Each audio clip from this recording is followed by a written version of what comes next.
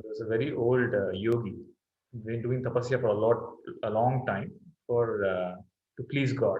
Then finally God appears in front of him, and God asks, "Okay, my child, I'm very happy with you. What do you want?" This person, he's not married. He's very old because he spent all his youth in tapasya. He says, "I want to see my great grandson playing on my lap, eating food with a golden spoon."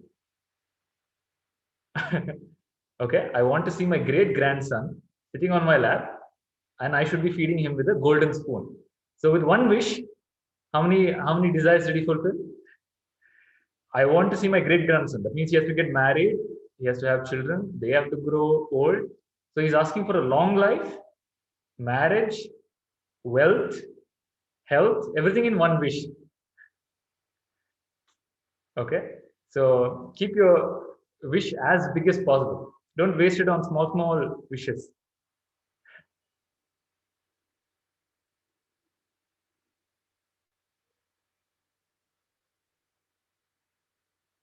Bina, ready with your wish, desire?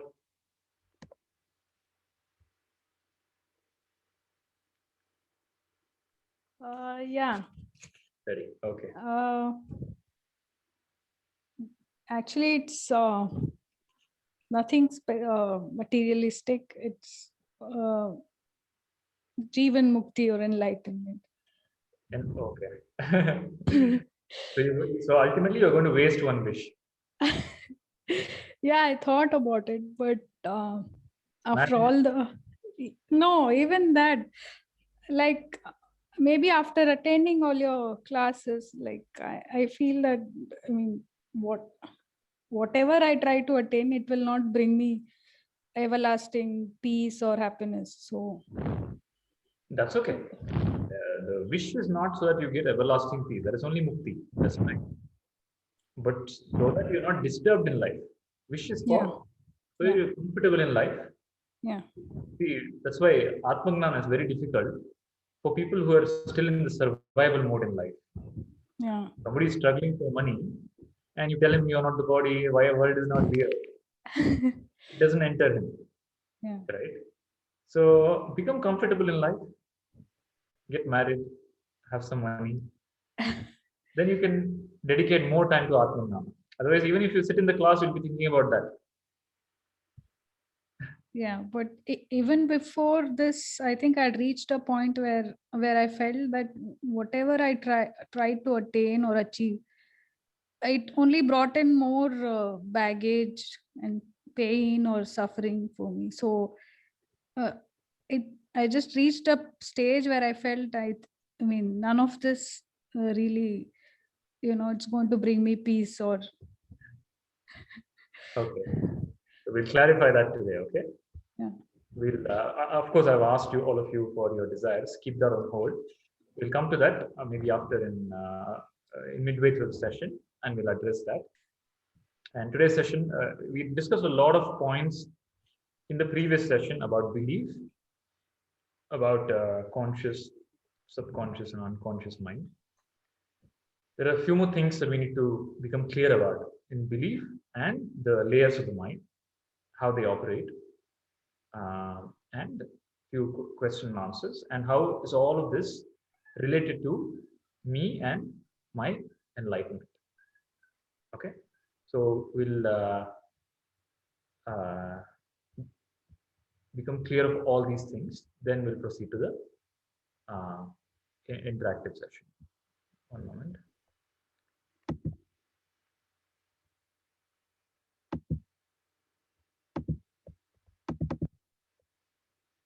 Yeah, all of you are able to see the screen.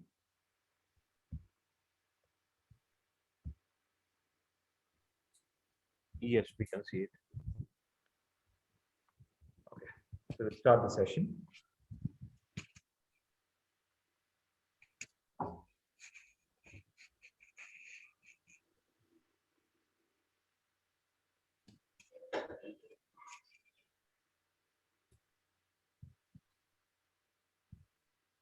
Let us chant Omkara together.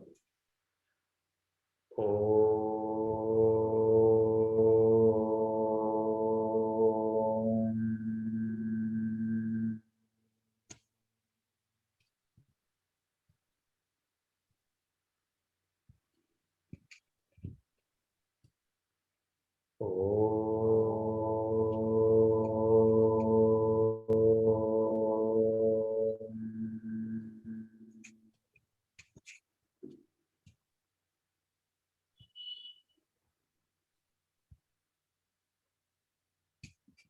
Guru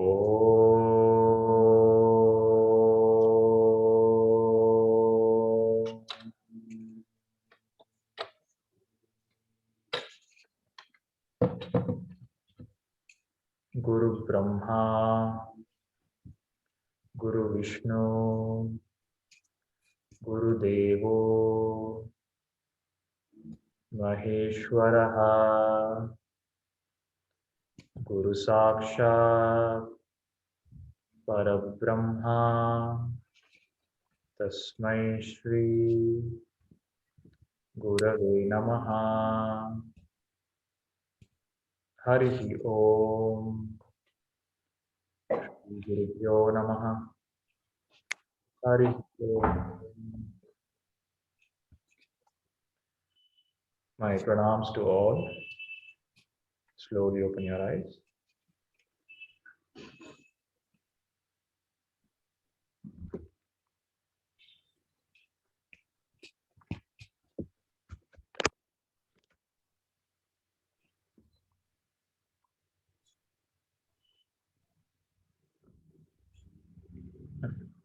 Let's continue our session on belief, understanding the mind, and Atma. So we have to first Atma is about Gnana. Okay, Gnana about what? Understanding Satya and Mithya, and separating them. What is Satya? What is Asatya? What is Mithya? What is Atma? What is Anatma? So it's called Atma, Anatma Viveka, and Nitya, Anitya Viveka. Okay, that is the process of Vedanta. You have to separate out what is Atma, what is Anatma. What am I? What I am not. What I am and what I have. Okay, what I am is the self, Atma, consciousness. I have a body, mind, intellect, and there's a perception of the world. So most of the time, what happens is what I have becomes what I am. I have a body, but I become the body. I am the body. I have a mind, but I become the mind. How do you become the mind? Whatever the mind, whatever images the mind shows, you identify with it as yours.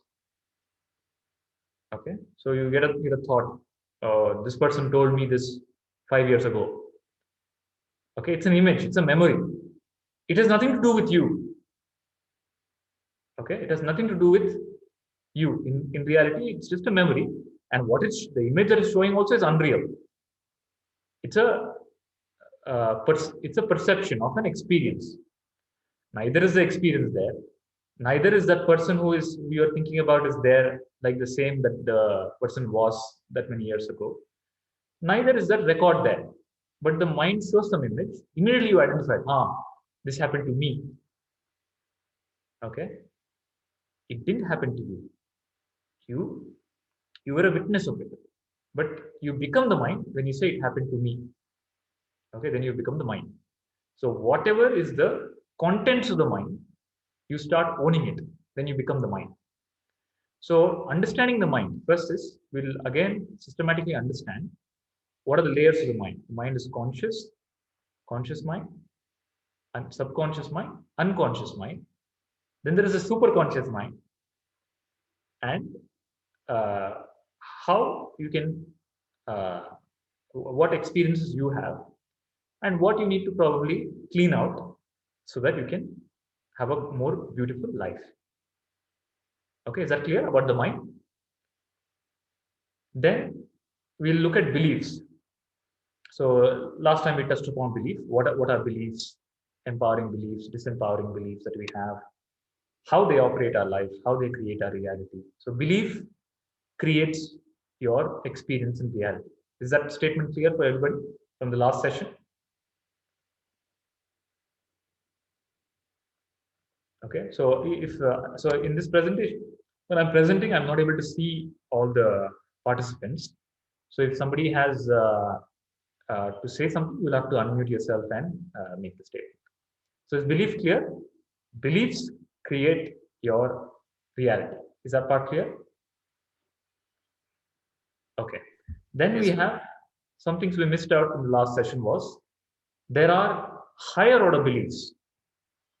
What are these higher order beliefs? The belief does the gnani have belief? Okay. What is a dharmic belief? What are these higher order beliefs that can transform my life? And we'll also explore the power of beliefs.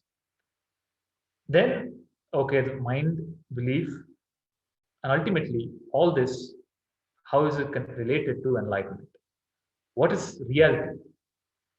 Okay, what is uh, mukti? And we'll understand about enlightened actions. How does a gnani, an enlightened being, operate in the world? Okay, this is our focus for today's session. So this presentation was prepared so that we don't miss out the key teachings. Otherwise, in the discussion, we discuss a lot of things and we lose the trail. So some things key teaching will capture. After that, we'll have the discussion and dive deep into any particular aspect based on wherever clarity is required. Is that okay? So today, let's understand the mind, beliefs, and how is it relevant to Atma. Okay, so this is a story of a sculptor. There was a very excellent sculptor, artist, and his time was up. As in, uh, he was also a meditator, so he knew that his time is up and he's going to die. And the Yamadutas will come to take his life. Now, when the Yamadutas come, what he does is he creates many sculptures, identical bodies like his, because he's a great artist. He paints them and he creates very lifelike images of himself. When the Yamadutas come, they have a noose, okay, with which they take the person, and they can only use it once. If they use it once and if it goes on the wrong in the wrong place, they cannot take the person. So they see all these artists, images of artists, sculptures, and they get confused. Who's the real one? Okay, they're not able to decide. Then they go back and complain to Yamadharmaraya, and they tell Yamadharmaraya, this is the problem. They're all identical. We don't know whom to get. Then Yamadharmaraya comes himself, and he sees all the sculptures. They're all lifelike, exactly like the living person. He goes on examining each of the uh, sculptures, and he starts praising. Wow, this sculpture is so nice, so lifelike. Look at the veins, so real. Look at the eyes, it's so real, as if there's water in the eyes. If this is a sculpture, it's so nice. He goes on praising. Then he comes to one sculpture and he says, this is so nice, but the nose, there is something wrong with the nose. The moment he says that, the real artist who is standing in between the sculptures, he jumps out and he says, where, how? Okay. And then Yamadharmaraya puts the noose on his neck, takes him away. So this unconscious reaction got him into trouble. Why did he react? There is an itch and he has to scratch it. Okay. There was a comment made about him and he reacts to it unconsciously. And that unconscious reaction cost him his life. He put so much effort into escaping death, but he could not escape his inner trigger. Okay. These inner triggers are coming from the subconscious mind. Okay. They create trouble in our lives. You understand? You understand how the subconscious mind creates trouble? You can go through life. In fact, somebody who's mastered the mind can go through life very, very peacefully without getting into trouble. at various stages. Don't think uh, adults don't get in trouble. There's so many people make all sorts of decisions at various stages in life that sort of destroy their life. Okay, everything is going well. Then you make one small change in life based on some trigger, and then some bad investment, some bad choice, lifestyle choice, then that distorts life. Can you all think of this happening in reality? Does it happen to all of us? The subconscious triggers, and the subconscious triggers ruin relationships. Primarily, their main target is relationships. Okay, you lost some money is fine, you lost some land is fine. Okay, all that is fine. But they destroy human relationships. Some trigger comes in and you react. Okay. Why? How does this happen? Why does this happen? And is there a way out of it? That is the uh, contemplation about. Okay. So you see here the iceberg. The top part is your conscious mind. With your conscious mind, you perceive the world, and when you perceive the world, you have a thinking ability, you have a memory, you have a logical reasoning. Okay, you interact with the world, but there is deep inside you, there is a subconscious. You see all these ghosts running around with different colors. They're all the hidden impressions. So somebody goes on stage and they look at the audience. They're not able to speak. Why? There's some subconscious impression deep inside. Maybe when they were a child, maybe when they were in UKG or first grade, the teacher told them, "Don't speak," okay? Or the father told them, "Don't speak, shut your mouth." Okay, that impression has got deep inside. That starts getting triggered on the stage. You understand? The triggers are required. Like the child touches the fire, it gets burnt. Then next time when it goes near the fire, the trigger is required so that it doesn't touch the fire again. As long as the trigger is happening at the right time for the right reason, it's fine. But it starts happening all the time. There's a trigger all the time. So all the time, dogs are barking. You understand? So they start influencing the conscious mind. You see the image? What is there in the subconscious, whatever you have learned throughout your life, all are programs, some notions, they start influencing the conscious mind. And the conscious mind gets, it can't make a decision. It can't make a right decision. Too many inputs, too many conflicting inputs starts coming in. Should I do this? Should I not do this? If I do this, this will happen. If I say this person will perceive like this. So I should not say it. If I don't say it, this will happen. So a lot of confusion. All this, and Arjuna also is facing the same thing. On the battlefield, when Arjuna has fought many wars, but on the battlefield, there are a lot of triggers. A lot of his subconscious triggers start coming. Oh, they're my relatives. How can I kill them? If I kill them, what will I really get good karma? All those things, all those triggers starts influencing him. So much so that he's not able to operate. You understand? So think of it like a surgeon is about to do an operation, and a lot of subconscious triggers start triggering. Fear. Oh, what will happen to me if I fail? He has done some 100 surgeries, successful surgeries. But imagine if the subconscious opens up with all the triggers, then he's not able to operate. So do you understand the influence of the subconscious mind on your life? The subconscious mind exists. It is a storehouse of all your impressions. Okay, and it is supposed to protect you. So the subconscious mind is what takes care of the body. Subconscious mind is what is taking care of your life. Basically, it's a machine. But you have stuffed a lot of viruses in the subconscious mind. Belief systems, wrong belief systems, and you have not done it consciously. Of course, no child wants to put wrong things, because of the experiences of your life, because of the environment you were brought up in, because of what you saw, all those impressions have entered you. Okay, when the child is pure, the child can't know what is good, bad. Everything enters, and that becomes triggers for throughout the life.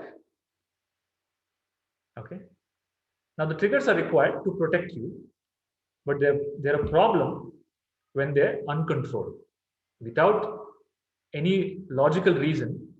Fear starts getting triggered, anxiety starts getting triggered. You see something on the news, nothing related to you, but some thought pattern starts. You understand? You start worrying about all the things in the world as if it's your headache. Okay, Australia, some fire happens. Oh my God, what will happen? What if the fire starts coming into London or Dublin? You forget that there is a lot of water in between. So all these triggers, they cover the logic. The logic is conscious mind. They cover the logic, they blind the logic completely, and you have programmed responses. That is what is called the subconscious mind. So conscious, subconscious. This what you see in the images, subconscious. Then the deeper than that is unconscious. So conscious and subconscious clear before we go to the unconscious. Conscious mind, subconscious mind. Then there is unconscious mind. Unconscious mind is deep, very, very deep rooted impressions. And this is a universal impression. Subconscious is the individual impression. Unconscious is universal impression. The foundational unconscious impressions are ahara, nidra, maithuna, bhaya. That is food. Food is a primordial impression. Nobody has to teach an animal how to eat, how to take food. Right? The moment the kitten or the puppy is born, it knows how to take the milk of the mother. Okay, no teaching is required. No creature needs uh, input or teaching to tell, okay, this is how you take food, this is how you survive. It's a basic programmed instinct that is unconscious. It is, and it's universal. It is there in you, it is there in dog, it is there in mosquito, it's there in everybody. The mosquito knows exactly when to bite you. Okay, and it bites you when you're not seeing. You understand? It's so intelligent. It knows exactly how to take food while surviving itself. That is a basic programming. Okay, that is unconscious. Food. Then ahara, sleep. Sleep is also natural for all living beings. So sleep is the unconscious programming. Ahara, nidra, maithuna, sex. That's also a basic program. It's a basic trigger. It's the way of the nature to continue, to procreate, to reproduce, to create and continue life. No animal needs to be taught sex. Only human children need sex education. That too, how not to have sex. Okay, so it's a basic programming, but it becomes distorted in the human mind. See, all those basic unconscious programming, food becomes distorted. Every animal knows how much to take. If the tiger eats the deer, it eats only as much as it needs. Even if you put 10 deer in front of it, it will not eat. But the human mind doesn't understand. Even if you put 10 deer, it will stuff inside. Okay, there's some more, little more. Then after that, dessert. Then after that, if you show something, even that it will eat. There is no understanding of when to stop. When it is a basic programming for all human beings. Okay, when animals become sick, they fast. Naturally, they don't take food. Okay, that is there. They're so intelligent. They know that if I eat, I'll get more sick and I'll die. Human beings, they have no concept of fasting. Okay, if I'm sick, eat more. You understand? So there's an intelligence built in the unconscious, but in relation to the subconscious, it gets corrupted. The unconscious is there as a basic survival mechanism. Food, sleep, sex, and then fear. Fear is also an inbuilt mechanism. Okay, when if the predator is coming, the prey will run. It's the fear kicks in. Human being also needs the fear, otherwise you'll jump from the mountain. Otherwise you'll put your hand into fire. Some amount of fear is required for your body to survive, right? But that fear becomes extraordinary. It becomes abnormal, and it becomes phobia. Have you heard of phobia? Anybody has any phobias here? Fear of water, fear of spider, fear of many things.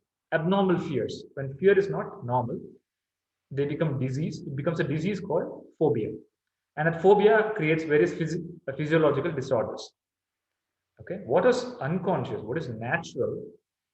With your thinking process, you make it into a disease, and all this is happening because of the subconscious impressions. Conscious,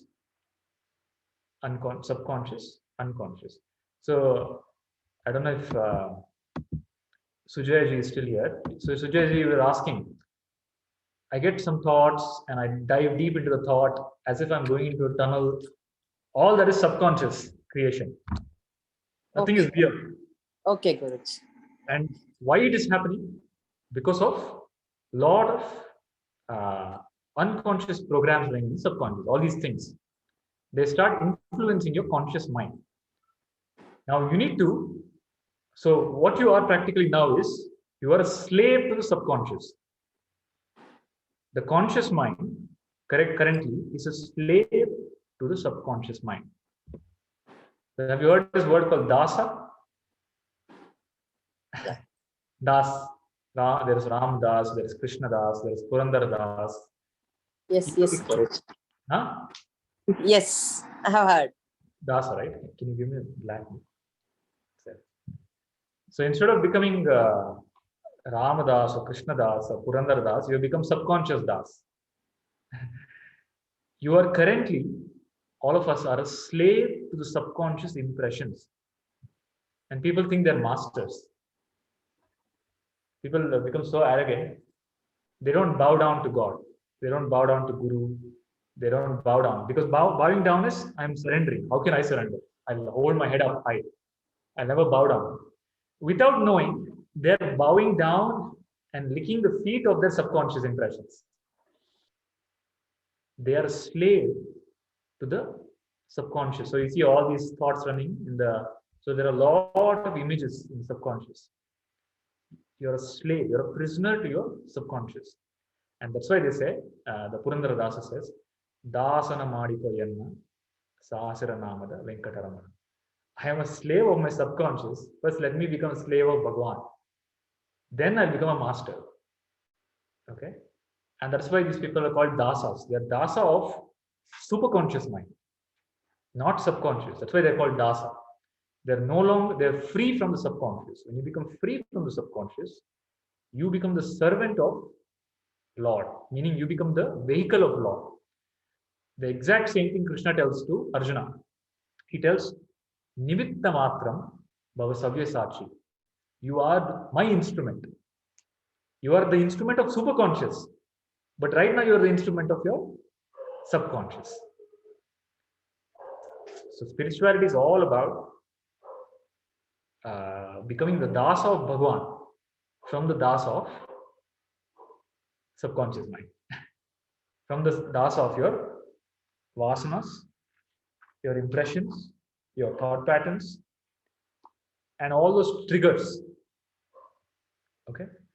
But all those triggers can be used for your benefit because it's still powerful. Mana eva karana manushyana bandha moksha. The mind itself is the cause of bondage. The mind itself is the cause of liberation also.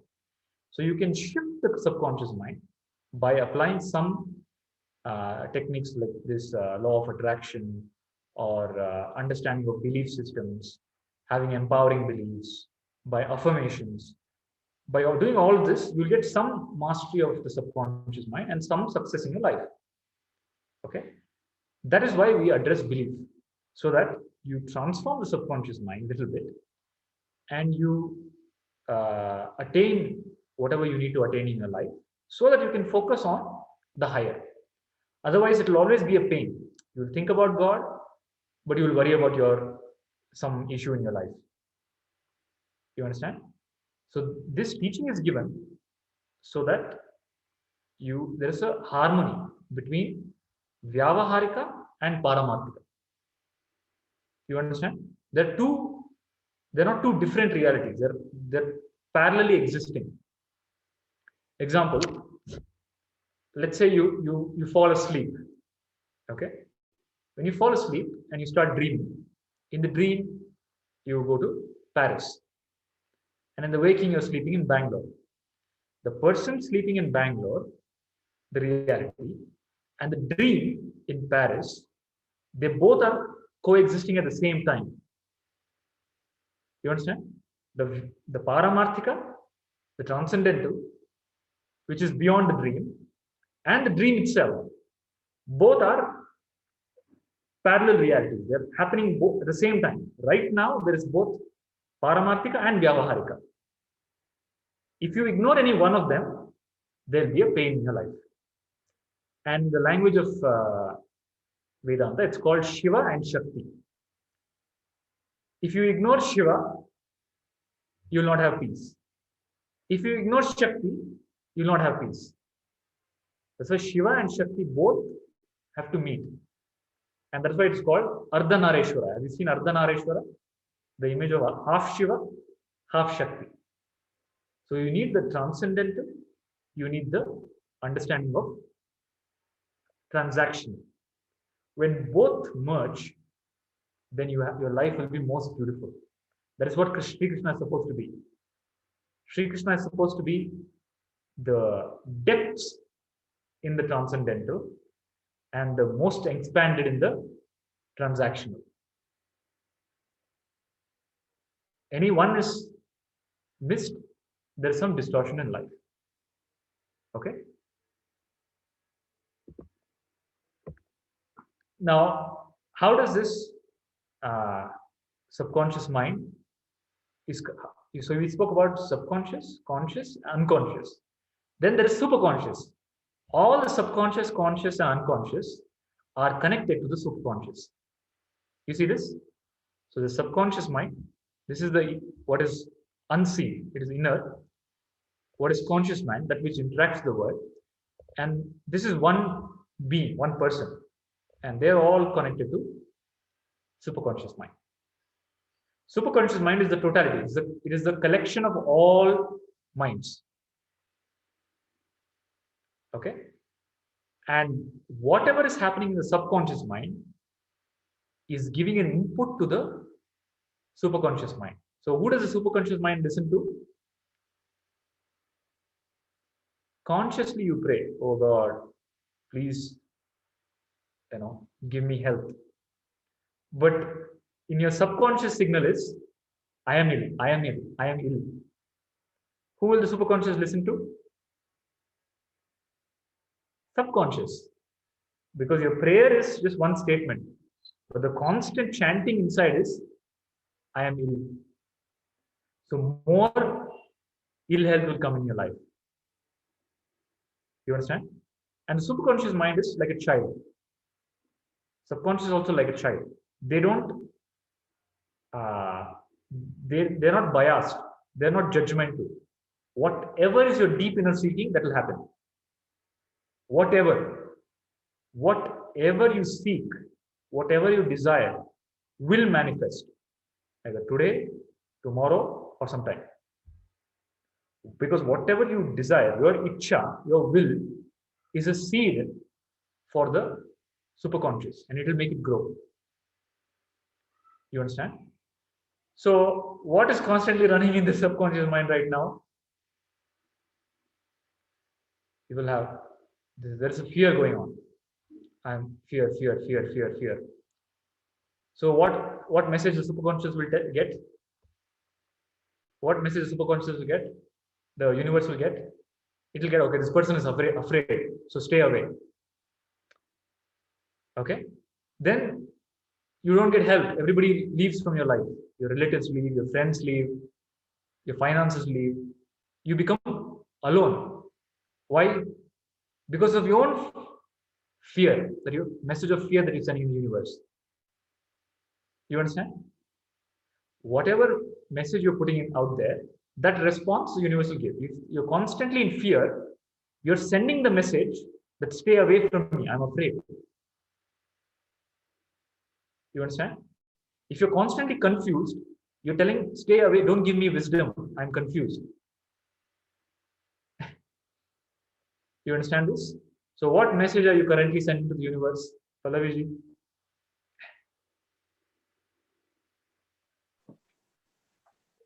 Um, What is constantly running inside you? that I will be peaceful one day. I'll be peaceful one day. One day I'll attain peace. One day I'll attain peace. So what is the message you're sending to the universe? Now I'm not peaceful. You're telling, I am not peaceful. I am not peaceful. And the Okay, universe okay. will always, universe will confirm it. Tatastu. You will get peace one day. And that one day will never come. Okay, okay. So the Gnani said, the message of the Gnani is, I am peace. Okay? That is the message the Gnani sends to the universe. And that is why all those people who are seeking peace get attracted to the Gnani. You understand? So you should just see any one video of Mata Amritandamayi where she's giving darshan. In any part of the world, wherever she goes, whichever part of the world she goes, they have to book stadiums. Okay, stadium, and not Indian people living there. From all, even though those people of that particular country, whichever part of the world she goes, they just come in like, uh, you know, the swamp of people. They come, they fill the stadiums. Because what is the message she's sending out? I am peace. And whoever is seeking peace, they get attracted. Okay. So see currently what message you're sending out to the universe. And that is what is given to you. Okay. And that can be changed by the right belief system, with the right understanding and affirmation. You understand? So this is where understanding the conscious subconscious mind becomes helpful. See what happens, going back to this slide, we're all connected, right? So in the conscious mind, with clarity, if you desire something, that message will go into the subconscious mind. And because everything is connected, this mind 3 will come to the help of mind 1. You understood? Because it's a inner net. It's like an internet. You put the message and help comes from unimaginable places. You understand? So when Swami Vivekananda went to America, there was he faced a lot of trouble. People wanted to beat him up. Okay, then he was helped from he knew that okay, God is going to protect me. His belief was, I don't have to worry. My Guru, my God will protect me, and help came from all places. You understand? Because it's one superconscious mind. So understand what is happening in your subconscious and what message you're sending in the universe. So Sheshadanji, what message you're sending in the universe right now?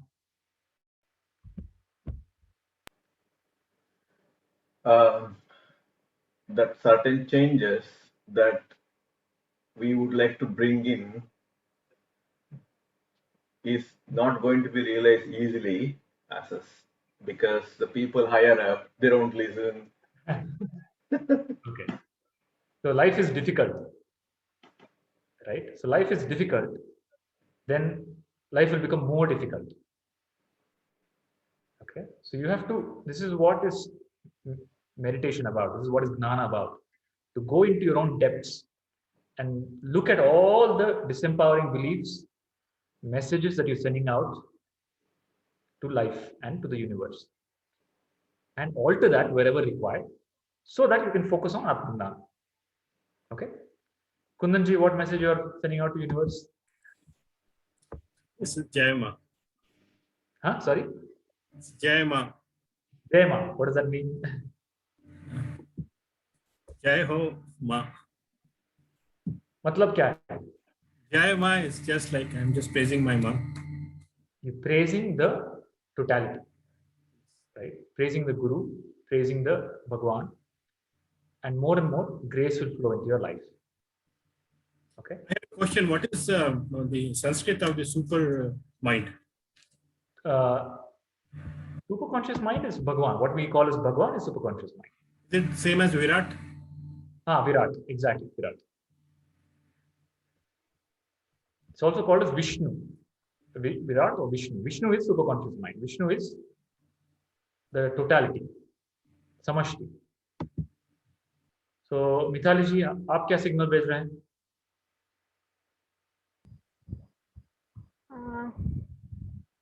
Signal अच्छा नहीं है क्योंकि मुझे 2-3-4 दिन से ऐसा लगा I am fed up, तो अच्छा सिग्नल नहीं है ये। अच्छा सिग्नल। तो जो भी सिग्नल आप भेजेंगे वो रिस्पॉन्स आएगा। तो अगर रिस्पॉन्स चेंज करना है तो सिग्नल चेंज करना है। तो best signal you can have is signal of gratitude. Thank you. The understanding of the Gnani is whatever is happening in my life is for my growth, for my evolution. It's taking me closer to God. Whatever happens, if I lose money, if I get money, if I become sick, whatever happens in my life is for my evolution. And I'm thankful for that.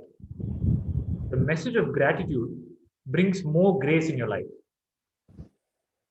But if you start complaining, then whatever is there also will be taken away.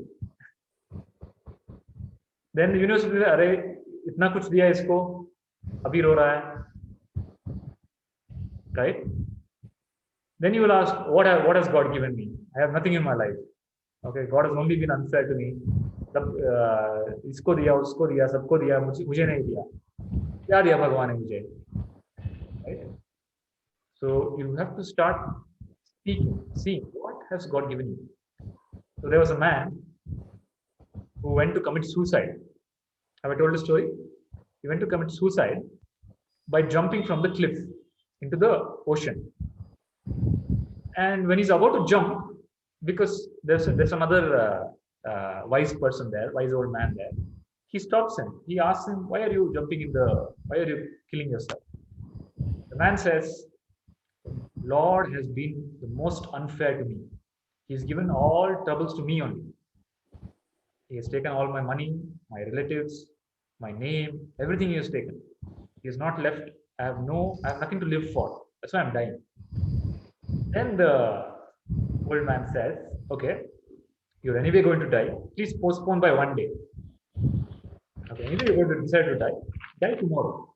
The man says, okay, I'll die tomorrow. Then he takes him to the king. There's a king of that place. The king, and he goes inside.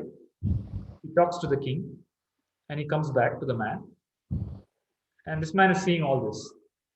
And he asks the old man, "What did you talk to the king?" The old man says, "I have made a deal with the king. He is ready to give you 2 bags of gold coins for two of your eyes. Okay, are you ready to give?" The man says, "No way. Even if you give me 100 bags of gold coins, I'll not give my eyes." Okay, then how about your hand? The king is ready to pay 5 bags of gold coins for your hand. What stupidity are you talking? I'll not give any part of my body. Even if you give 1,000 gold coins, I'll not give any part of my body. Then the old man says, "You were about to die, telling that you don't have anything. Already you have more than 1,000 gold coin worth of assets with you." Okay, so the grace in our life is a lot, much more than the miseries that we might perceive. Okay, the misery is just the clouding of the sun. It's just a cloud. Cloud is nothing. There's nothing there. It's just a thin covering. but the gifts are immense. So the more you start thinking about the gift, the more you start becoming grateful, the more grace will flow. Simply by the logic of input and output. What input you give, that output will echo. Is it clear? Mitali ji? जी clear है। कोशिश करूंगी। Normally मैं करती हूँ, लेकिन 3-4 दिन से थोड़ा सा लो फीलिंग चल रहा है, इसलिए मैंने ऐसा बोला कि आई एम फेड अप। हाँ, 3-4 दिन ठीक है, बट वही not life. Always, not always.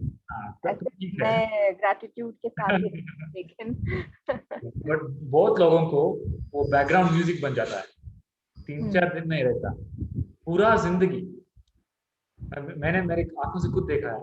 बहुत लोग बोलते हैं मेरे मेरे जीवन में मैंने कभी खुशी नहीं देखी। God has not given anything but troubles to me in my life. Okay, and they'll be sitting on the golden throne and telling this. Okay, so you have to see what message you're sending out and how that is affecting your reality. So if everything is going, this teaching is only for people who need it. If you're aligned with this principle, then you have nothing to worry about. You can directly focus on Atma. But this is a step to get there. This is not a step to the final. This is a step to the stage that will take you to the final. You understand? Okay. Beena, is it clear? What message you're sending to the universe right now?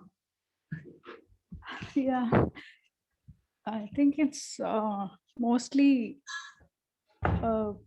confusion and anxiety, or even though we pray the opposite, but as you said, like subconsciously we are sending the opposite signal.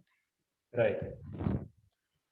Your prayer is something, your inner seeking is something else. Yeah, but I had a question regarding this. So as you said that the superconscious is the collective mind, then it should also have the intelligence, the collective intelligence, like the discrimination between right and wrong, good and bad, what is beneficial and what is not. So when you are sending the signal of fear, then it should have the the necessary intelligence to discriminate, right? It is discriminating. It is, you're sending the signal of fear. It discriminates and tells, okay, this person is afraid, stay away from this person. No, I mean, what is right for this individual? That intelligence should be there. That is exact. That's what I'm trying to say. The principle of the way the universe works is whatever is happening to you is best for you. At any given moment, whatever is happening, whatever is good for you only is happening. See, good and bad from your perspective is something which might not be true. For example, a few hundred years ago, enslaving some part of people and torturing them and keeping them as slave was considered good, was considered right. You understand? Yeah, so the superconscious mind would have the intellect to decide that, it's good or not. It has. So what the superconscious mind has done is it has established a law of karma. Okay, whatever this person does, send it back to him, because that person is doing out of its own free will. If whatever they do, if they cause harm will come back. Whatever they do, it comes back to them. So superconscious mind is the supreme intelligence. Everything in existence is intelligence. No, but what is it doing to protect the victim in this case? Like, as you said that let's say in a war, so many innocents are killed. So that person develops fear or phobia. Then if you're saying that, the more you send messages of fear, you will attract more of it. Then I think the universe is not helping out the victim in this case. That's what I'm trying to say. The help will come when the sankalpa is clear, the person who is innocent person who is getting killed doesn't have clear sankalpa, doesn't have Or understanding. not killed, I mean tortured or something, Whatever then is he will develop some kind of fear or phobia. whatever But is happening, listen to me. yeah. Whatever is happening is because of, if the person is experiencing it, it is many things are playing in the background. There is law of karma applying. Then there's a conflict between that person itself, right? Consciously they might be seeking, oh, please save me, but Yeah. unconsciously they might be feeling that I deserve this. How do you know that? So this principle is not to apply to some other person's life and see. This is to apply to your own life, because you can never ever see what is running in the background of the person. First of all, you don't understand what is running in your own subconscious. How can you say what is running in that person's subconscious? First of all, are you aware of your own subconscious? So many people might question, like, what have I done to deserve this? So in those They have not come cases, to my class. You have come to my class. You are real here right now. yeah, I am asking you, are you aware of what is in your subconscious? no, not completely. So you figure out your subconscious. You become free from your subconscious. Then everybody else's mind, the way the other minds operate, becomes clear to you. That is what happens in a gnani. The gnani is able to see through the illusion of his own mind. That is why he is able to understand all minds. It's like rice. When you cook rice, all you have to do is take 1 grain of rice and check if it's cooked. Rice, right? Then you understand that, okay, everything is cooked. In the same way, if you see through your mind, you will learn. If you see through your mind and if you connect to the universal mind, you will understand. You'll be able to understand everything else. And that is why Agnani doesn't have the questions that you have. Oh, why? Gnani is also seeing this person on the battlefield. Krishna is also seeing that they are the relatives. But Krishna doesn't have the doubt. I should kill them or not. Arjuna has a doubt. You understand? Krishna also can have the same doubt. No? Oh, they're all relatives. Why should we kill them? He doesn't have the doubt because he's able to see through. Arjuna is not able to see through because he's not able to see through what is there in his subconscious mind. And the Bhagavad Gita is explaining to Arjuna what is what and what is not. And the human life is that possibility. The birth, the purpose of the human birth is it's a possibility that you can understand your subconscious, you can master your subconscious, and you can connect to the superconscious. Only in a human body it's possible to align conscious, subconscious, unconscious, and superconscious. In no other birth it's possible. The purpose of human birth is this, to align. Is it clear? Bina? Yeah. So don't worry about all the people. It doesn't make any difference. I can give answer, a very convincing answer, but it won't help you. For your My evolution, own experiences. you talk about that. You talk about your life. Yeah. Tell me about your life. Whatever you're experiencing in your life is because of the message that you're sending in the universe. So change the message, you change the experience. Is that clear? Yeah. So you have, with the understanding of principle of life, understand that life is not there to torture you. First thing, you're not a victim of life.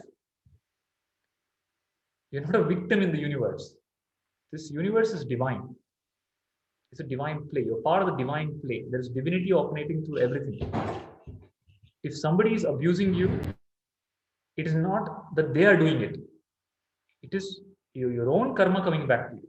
When you understand this, when anybody abuses you, you are so peaceful. You understand, okay, something I've done unconsciously, I'm receiving it back.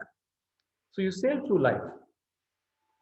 Otherwise, you hold grudges, you have questions, why this person is abusing me, Why this person is targeting me only, right? So these principles help you understand karma and help you understand dharma so that you transcend all of this. Is it clear? Yeah.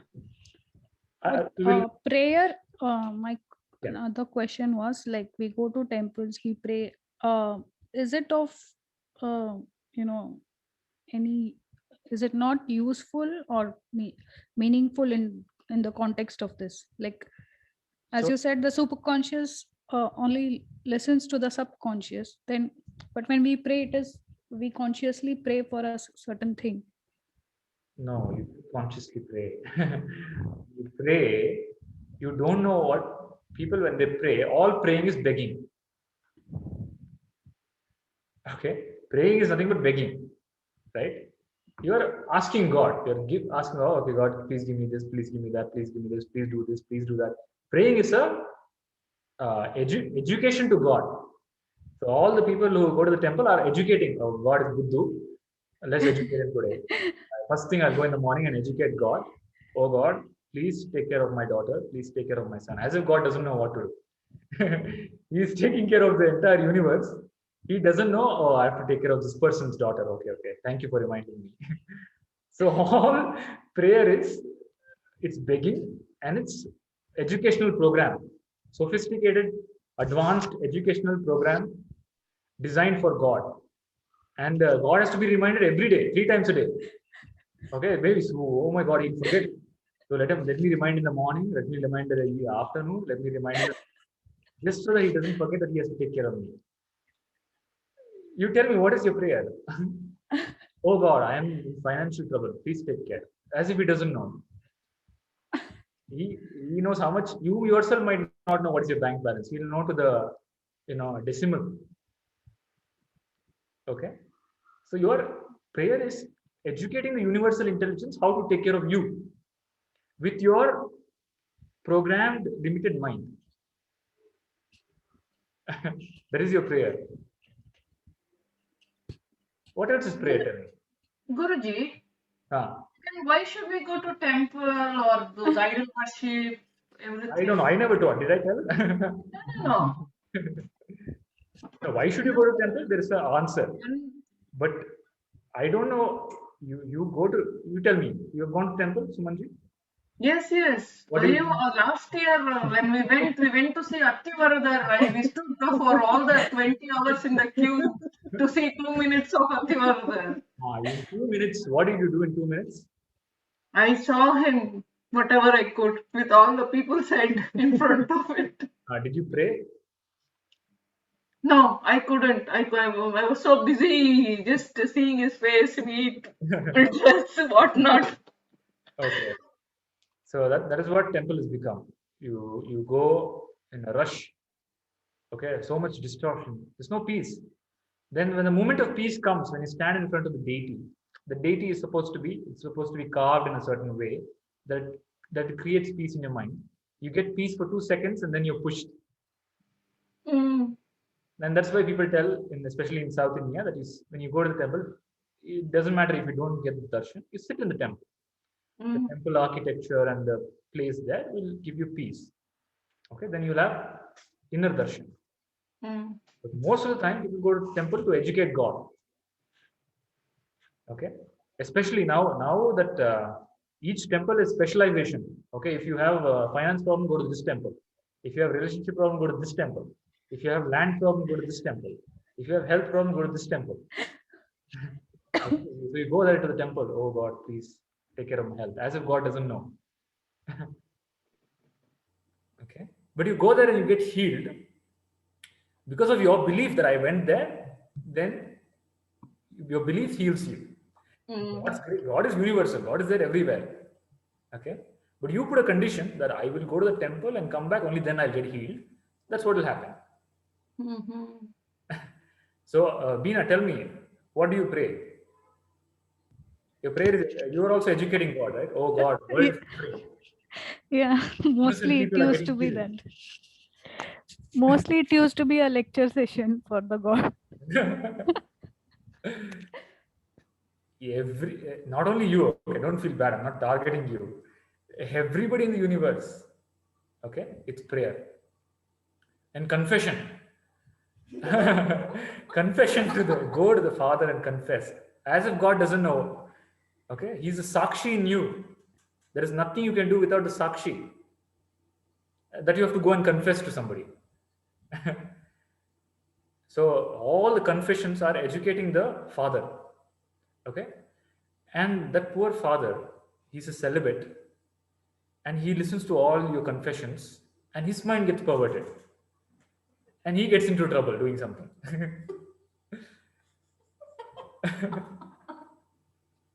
That's what happened. No? You see in the news, the father's doing all kind of things. Where did they get those thoughts from? All the confessions of people. The poor guy, he's so innocent. He's always thinking about the Lord. Suddenly, all the stupid people come and start putting, I did this, and it was so nice, but I sinned, Father. But it was nice. I felt good. Then the father, who has never done all that, gets perverted. So don't get into all these games. So understand, even when you're praying, your prayer is distorted. You're praying something from the conscious mind, but unconscious, subconscious mind is another chanting is going on. So, but if you align, if you're able to align conscious, subconscious, unconscious with a clear sankalpa, the moment you pray, it'll happen. If you tell God, I need this, it'll manifest. That is what a Mahatma is supposed to be. And that is why when people go to Mahatmas, Gnanis and enlightened beings, when they take the Mahatma's blessing, the Mahatma blesses. Okay. When they bless, that immediately that change will happen in your life. Because the Mahatma is aligned. The Mahatma doesn't have distortion. So the Mahatma says, okay, this person why is aligned? The Mahatma's thing is, whoever is coming to me is God only. Okay? And Mahatma doesn't have a concept of impossibility.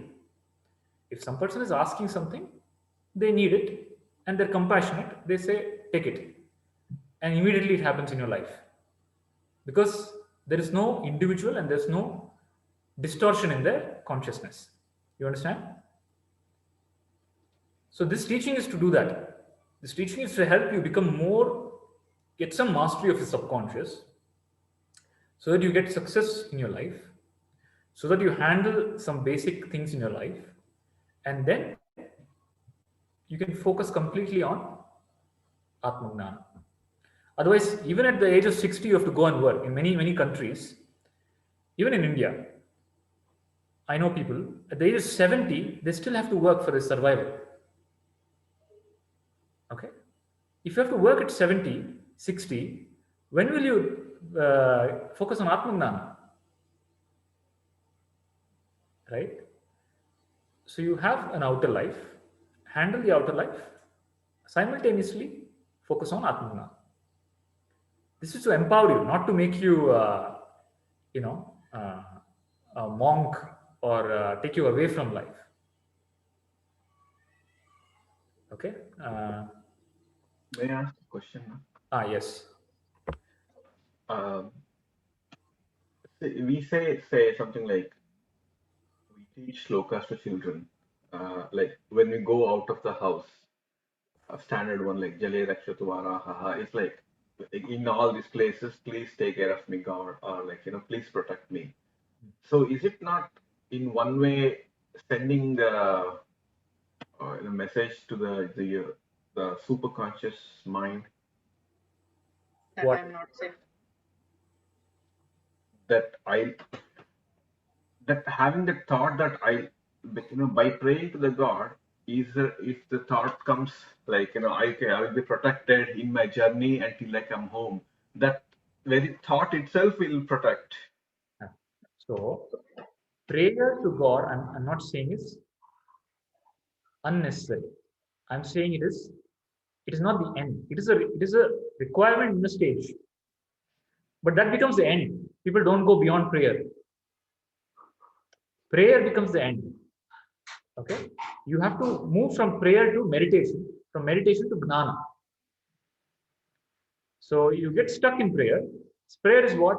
What is the foundation of prayer? That me and God are separate. Okay, so we are separate. He doesn't know what is happening in my life, and I need to tell him, and I need to ask. If I don't ask, I don't get. So in prayer, you're assuming that there's a disconnection between the divine and you. That is a problem. So because of your intensity, because of your seeking, there is some change that happens in your life. I'm not denying. Prayers are answered, but most of the time it doesn't work. You tell me the percentage of the 100 times that you pray, how many times you get what you pray for? Right? Prayer is the beginning, but people make it the end. Prayer is the means, but people make it the end. Okay, God is a means.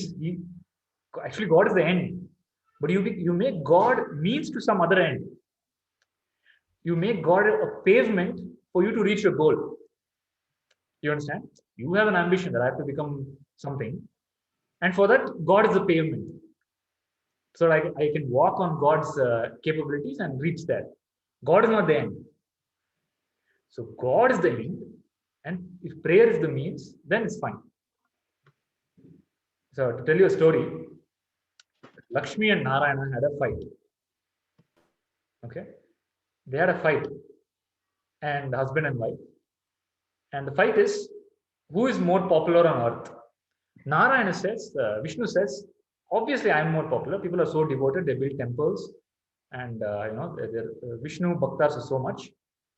Vishnu says, Lakshmi says, all nonsense. Okay, I am the most, people always think about me. Then they say, okay, we'll do a test. There is a very pious king who is a Vishnu bhakta. Okay, we'll go and test. So Lakshmi agrees. She's already won actually, but she agrees.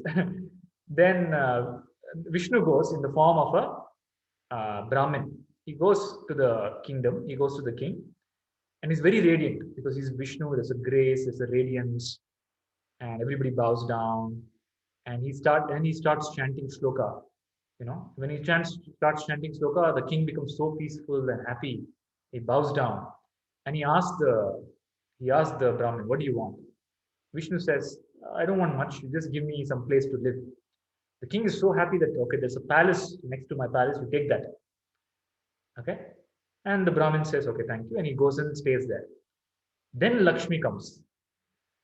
She comes like a queen in a golden chariot with gold all throughout her body. There's gold. She gets down from the chariot and touches a flower, it becomes gold. She touches the gate, it becomes gold. Whatever she touches, it becomes gold. Then the king will come and fall at her feet. And he'll tell, "Oh, Mata, you're such a great person. Please stay here. Please don't go anywhere. Please stay here. Whatever you want, I'll give you. Please stay here. What do you want?" Then the queen, Lakshmi, says, "I want that palace, the one where the Brahmin is staying." The king says, "Just give me 2 minutes. I'll kick him out." They kick the Brahmin out, and Lakshmi is given the palace. So people don't want Vishnu, Narayana. Most people want what? For most people, God is a means to take care of their life. He is the pavement. Vishnu is just pavement to reach Lakshmi. You understand? So, and for that category of people, prayer works, prayer is required.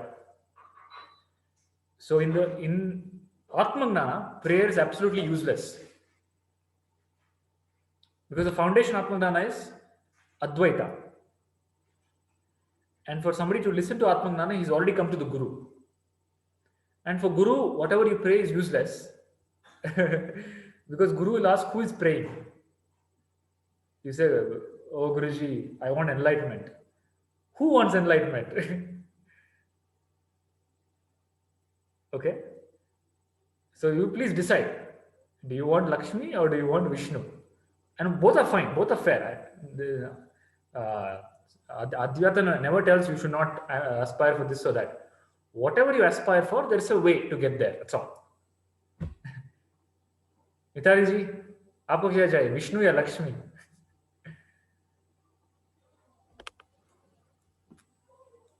सुनाई नहीं दे रहा.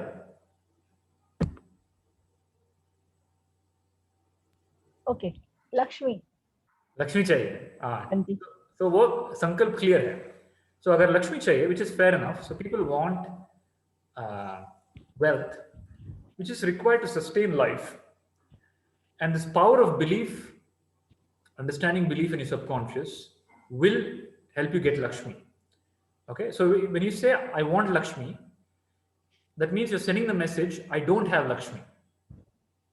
पता चल रहा है आप अभी क्या कर रहे हैं? आप यूनिवर्स को बोल रहे हैं मेरे पास लक्ष्मी नहीं है, लक्ष्मी नहीं है, लक्ष्मी नहीं है. The moment you say I want Lakshmi, Lakshmi doesn't come. Okay. Why she doesn't come? Because you're emphasizing on the lack of Lakshmi. Instead, you have to say, what is the message you have to say? If you want Lakshmi in your life, what is the message you have to tell? Thank you. First of all, thank you. Thank you for what I have. Then you have to tell, day by day, I am becoming more wealthier. Okay. Day by day, money is flowing into our house. Day by day, our income is growing. Day by day, we are becoming healthier. And thank you for that. Okay? Okay. So initially, it might sound silly, but when it becomes a deep feeling, then that is what will happen. You'll start seeing it in your life. Okay? You will start, because you're sending the right message, you start attracting wealth. This is called law of attraction. See, when you're saying, I want Lakshmi, people, when they say, I want money, there is a pain inside of not having money. They feel small, they feel inferior. So universe responds to that feeling and amplifies that feeling. You understand? So whenever you're feeling good, जब भी आप happy होते हैं ना, तब take that opportunity to tell, I am thankful for what I have, and day by day I'm becoming wealthier.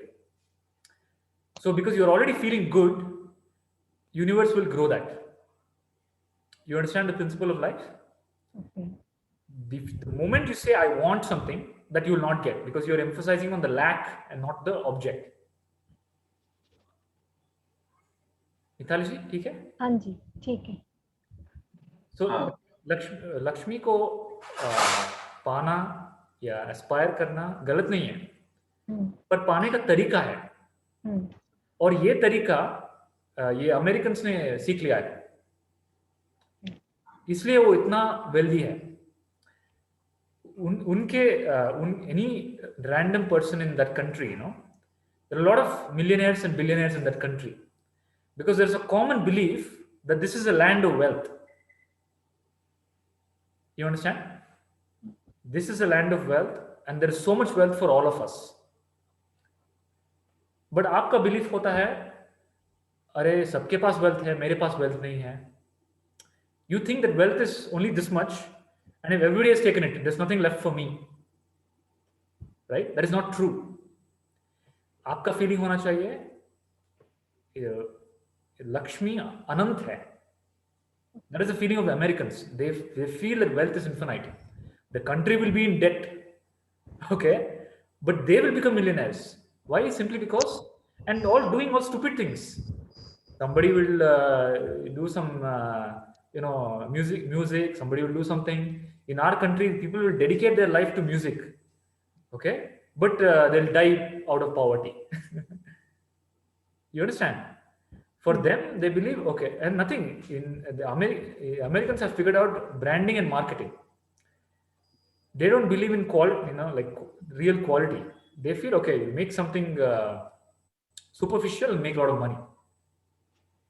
You understand? And that's why they experience that reality. What is the belief in India?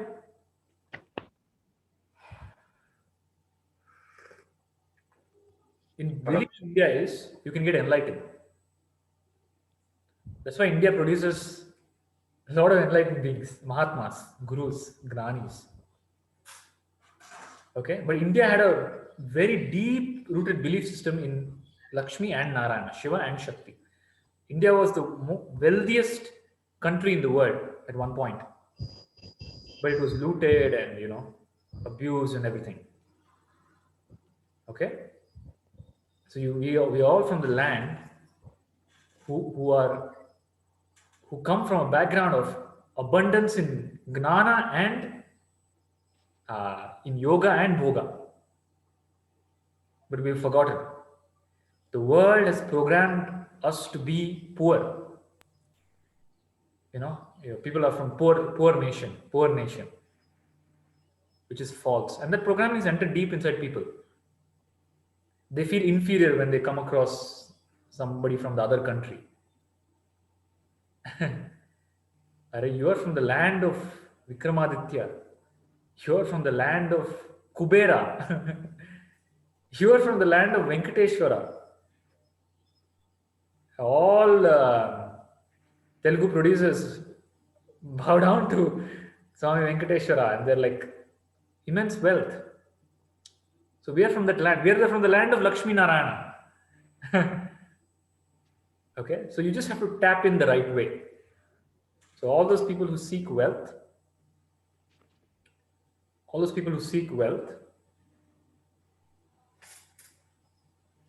with this clarity, at any point in life, when you have the seeking, when you're in trouble, if there's a financial trouble or anything, you can chant what I'm going to teach you now.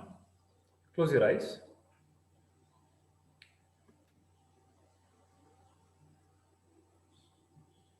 With the understanding that the universe is abundance, there is enough wealth for everybody. And I deserve wealth, and you seek the grace of the Divine Mother. She is Mother, that's why Lakshmi is Mother. Mother never denies whatever the child asks. You can chant, repeat after me. Shreem.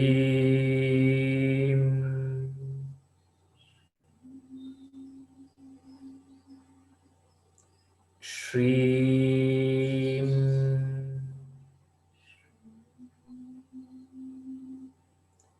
Shreem.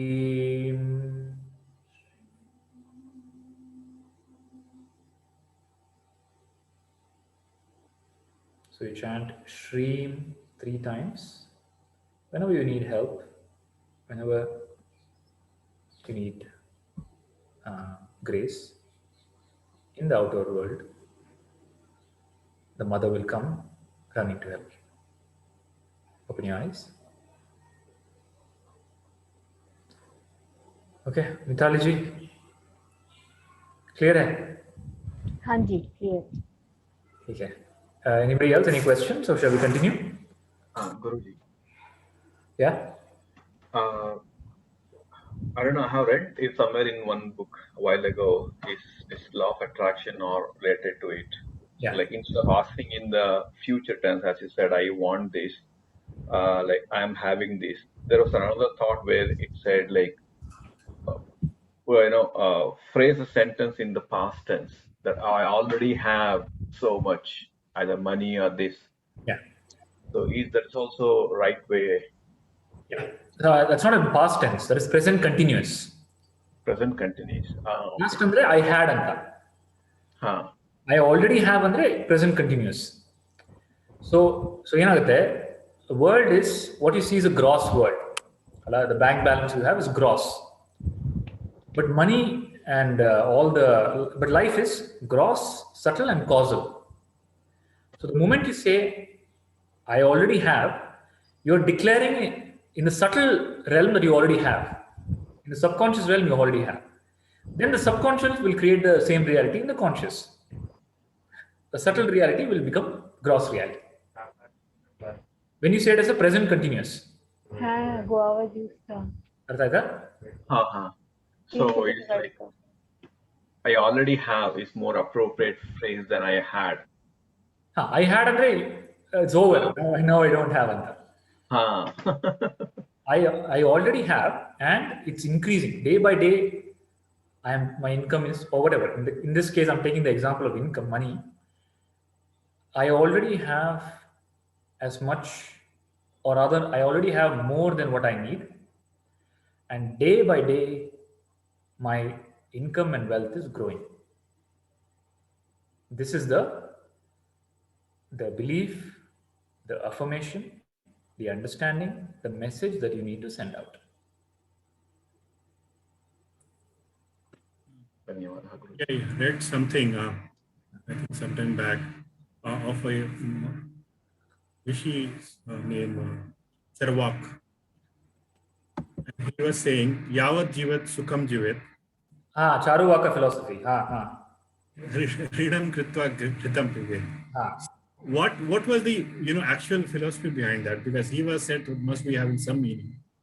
Yeah, so Charuvaka philosophy is the shloka that you just said right now. It means to say that this life is limited. This is the only life. So enjoy life. Charuvaka philosophy is based on body is a reality. Sense pleasures are the final pleasure. So don't waste your time on anything else. As long as you're healthy, khao, piyo, so ashkar. Okay? That will collapse just in a few years. When I say few years, of the person listening to that. So when the person will listen at the age of 20 to Charuvaka philosophy and get all excited, by the time they reach 30, the body starts falling apart. No longer nobody cares about them. They start having wrinkle. When they're 20 years old, everybody was looking at them in all the functions, and wherever they go on the street, everybody, all the boys are looking. And when they become 30 years old, everybody starts calling them auntie, auntie. So the whole logic that I am the body starts collapsing. It applies for a very, very, very short period of time. When the youth is in all its glory, the moment life starts changing, it collapses. I thought it is like a sarcastic. That's why he has written it. Maybe some deeper meaning. Because some people, ghee, they were quoting this, that ghee is so important. No, it's a very superficial outlook on life.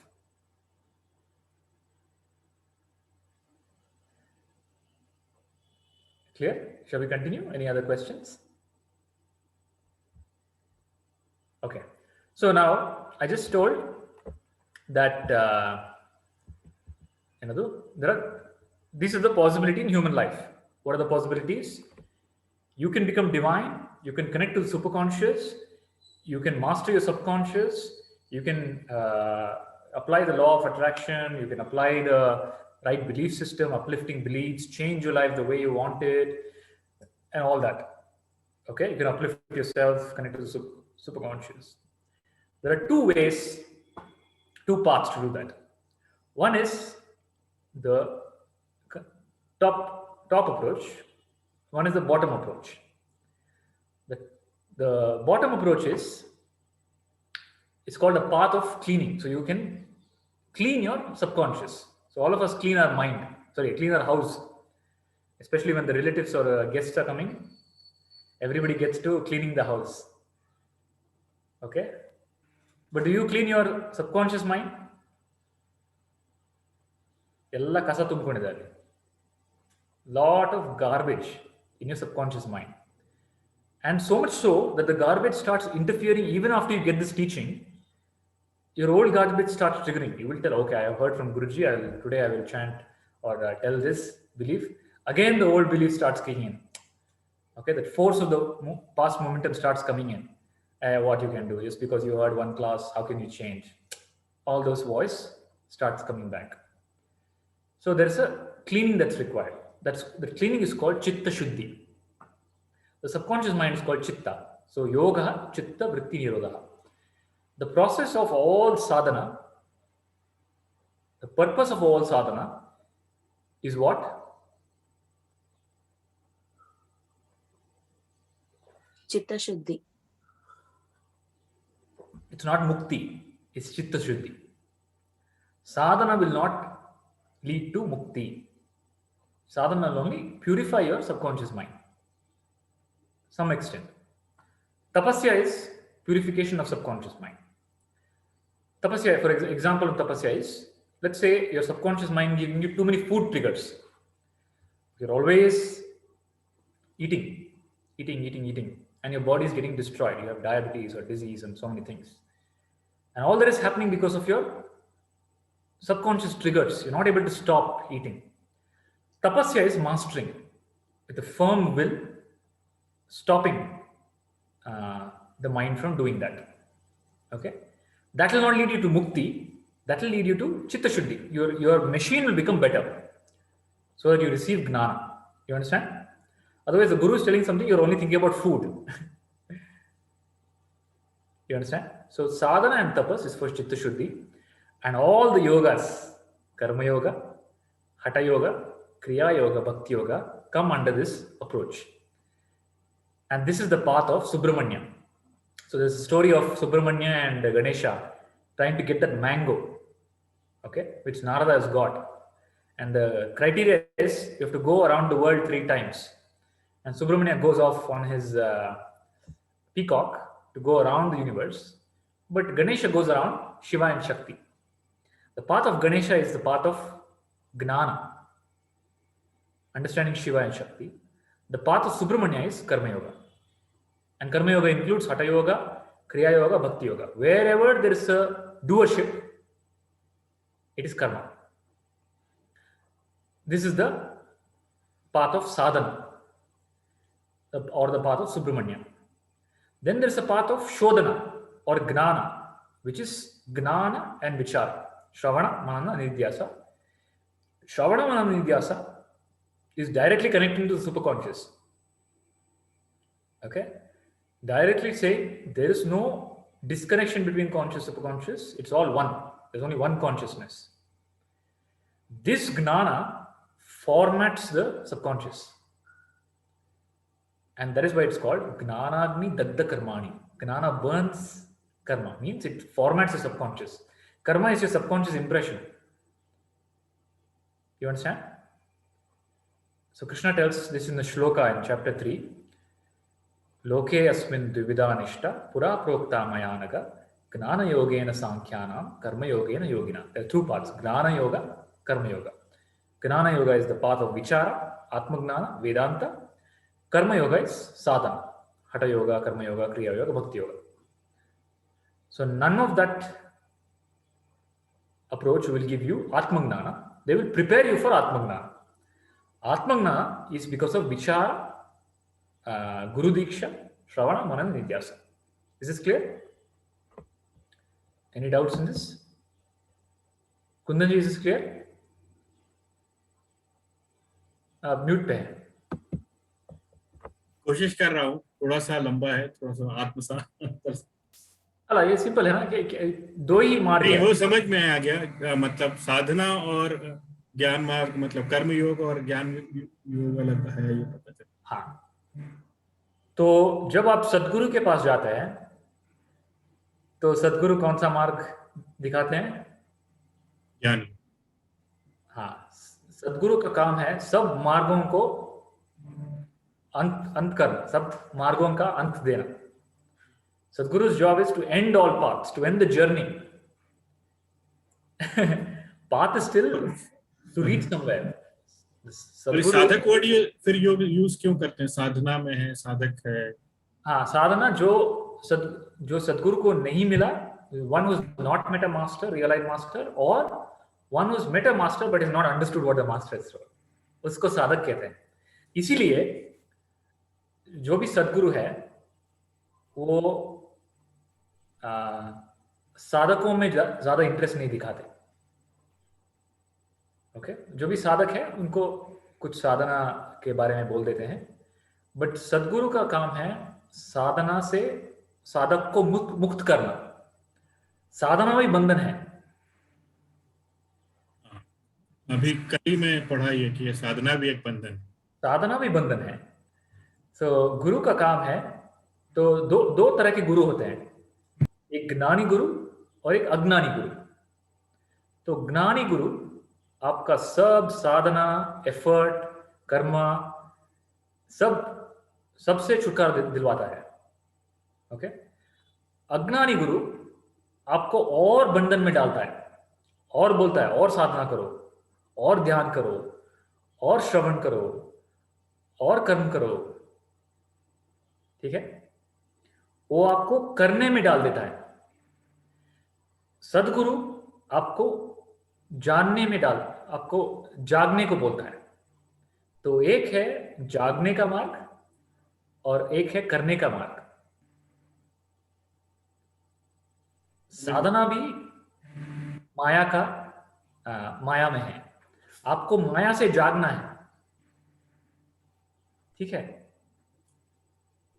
मुझे एक कुछ दिन पहले last week ही एक autobiography किसी का सुन रहा था, तो उसने बहुत बड़े साधक हुए हैं, उनका पूछ रहा था, तो उन्होंने बोला आप इनको क्यों मानते हैं? तो बोला कि साधक के लाइफ में भी एक बार ऐसा आता है कि साधक उसके बियॉन्ड जाके कुछ नहीं कर सकता है. इन्होंने मुझे उस अवस्था से ऊपर के तुरीय अवस्था में ले गया, इसलिए मैं इनको मानता हूँ. आप जो बोल रहे हैं अभी मुझे उससे कोरिलेट कर पाऊँ. हाँ, मैंने वो देखा. वो आपने जो वीडियो शेयर किया था ना, उसमें वो that lady was saying that अभी जो आपने बोला, that through your own effort, through your own sadhana, you can reach only to a certain level. Yes. Okay. But all levels reached in sadhana are part of maya. Yes. Only the Sadguru can help you transcend, cross over. Because whatever you do with the body, mind, intellect, with your own intelligence, first of all, the mind can never conceive, comprehend totality, Brahman. That is the importance of the Sadguru. Sadguru is the one who is established in the truth. Okay? The ultimate truth. The ultimate. So Sadguru is able to help you transcend everything, even from your delusions of sadhana. It's boja. This is also one type of boja. It is identity. So जो साधक होता है उसको they have a stronger ego. At least ordinary people have ego. Sadhakas have higher ego, that I am superior. I have done meditation. I have mastered my mind. I am superior than all ordinary people, right? But there's no gnana. There's no Atma gnana. There's still a separation. There is still an identity. So when you asked me to make the list, I had this list. Eventually, I said when I was sorting out from the priority basis, and I want to know what I eventually want. So I said, I want you, Ma. And then she told me that if I am different than you, then I realized that you are within me. And what you are looking for, I say I'm looking for nothing. Yeah. That evaporated. Correct. Exactly. So this is the two paths: path of gnana and path of karma. So karma is the path of doing. Gnana is the path of do nothing, be nothing. That's why Krishna tells, after he tells the entire Bhagavad Gita, what does he tell in the end? Sarvadharman parityajya mam ekam sharanam vraja. Drop everything, including action, including sadhana. Okay? This is the path of Sadguru. And the Sadguru has to be a living Sadguru, living master. Okay, so there are many Sadgurus. There are Ramakrishna Paramahamsa, then there is Buddha, there is Krishna, so many Sadgurus. But your Sadguru is going to be in the human form. Why?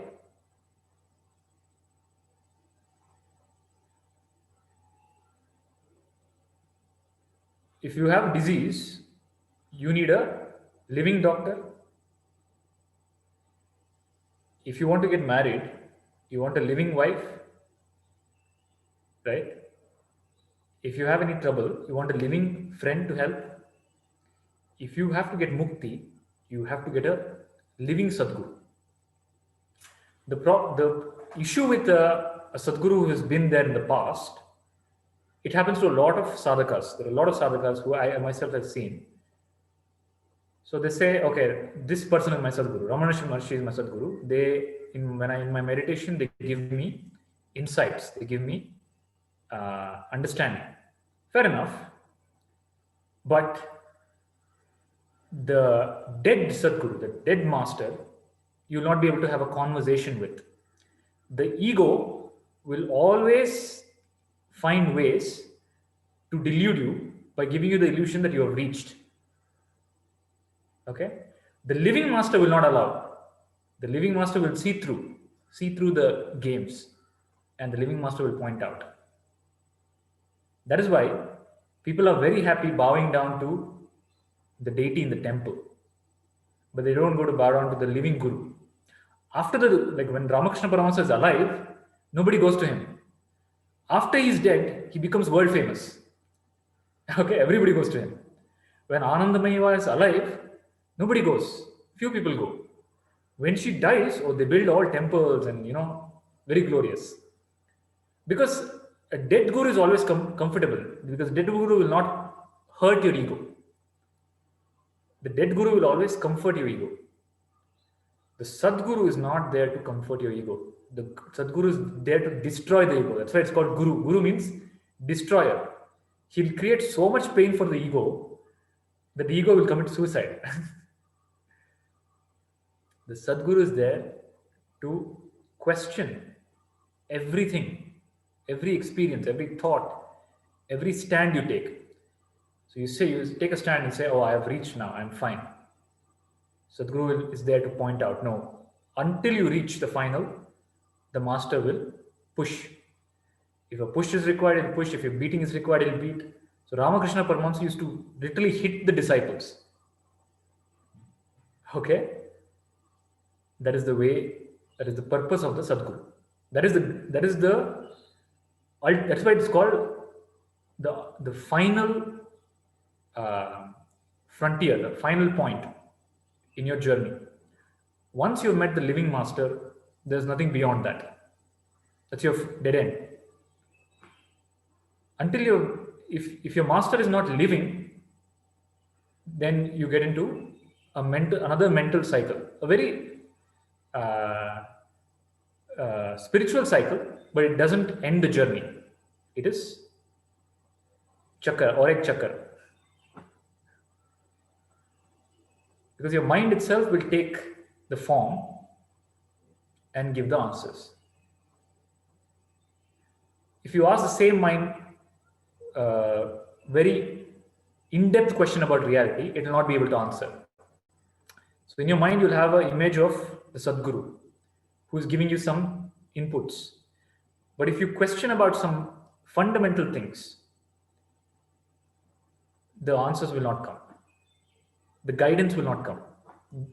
There's a limitation. Okay, so that is the second part. I'm just clarifying because the Gnana Marga always refers to the path of Vichara through a living master. And that's what Sri Krishna tells in the Bhagavad Gita. Tadvidhi pranipatena pariprashnena sevaya upadekshantite gnanam gnanina tattvadarshana. He emphasizes that the path of enlightenment is Tatvidhi, that knowledge is given by a living master. How? By question and answer. Pariprashnena. You have to have a dialogue. You can't have a dialogue with dead master. But there's another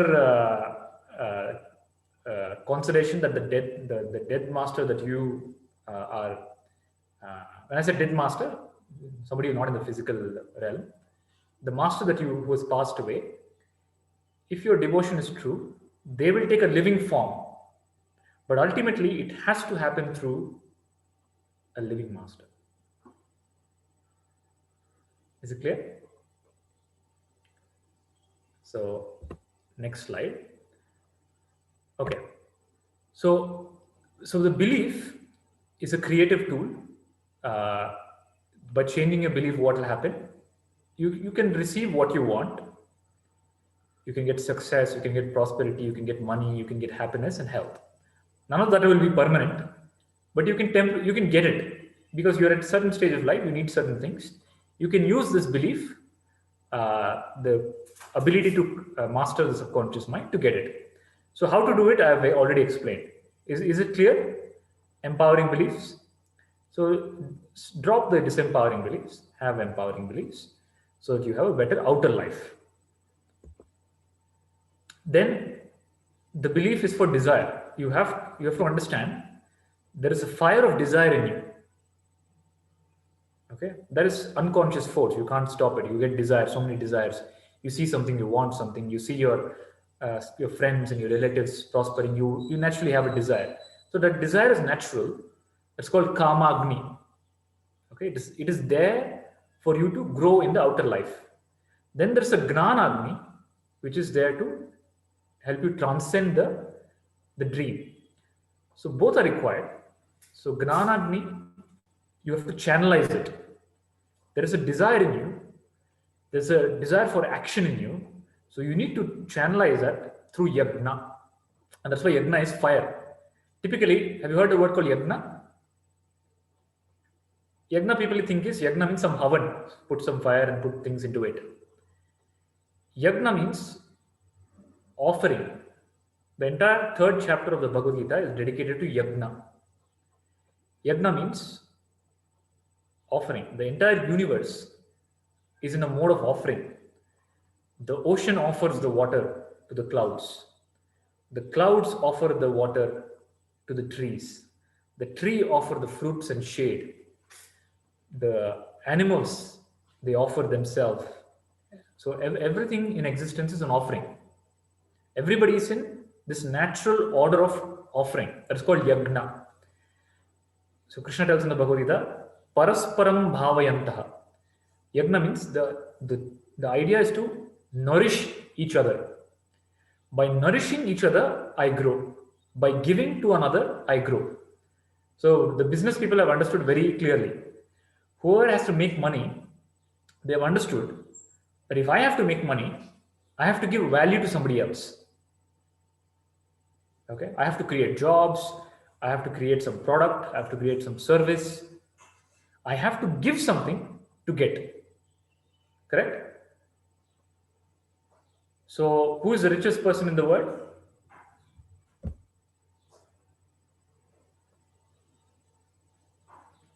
Nobody knows? So, until recently, it was Jeff Bezos, the owner of Amazon. I think now it's changed to somebody who owns some lifestyle product. I think Elon Musk. No, it's some European right now. It's a European who owns a fashion brand. So they are giving an offering to the people. So Jeff Bezos has given Amazon, which enables thousands of business across the world. You understand? He has created a platform that is helping people become rich. And that's why he was the richest person till now. You understand what I mean? So the principle of life is yagna. What you do, what you give. If you have to grow, you have to give. So yagna is, and that's why Krishna tells Arjuna, yagnarthat karmano nyatra lokoyam karma bandhanaha tadartham karma kaunteya mukta sangha samachara. Perform all your actions with a yagna bhava.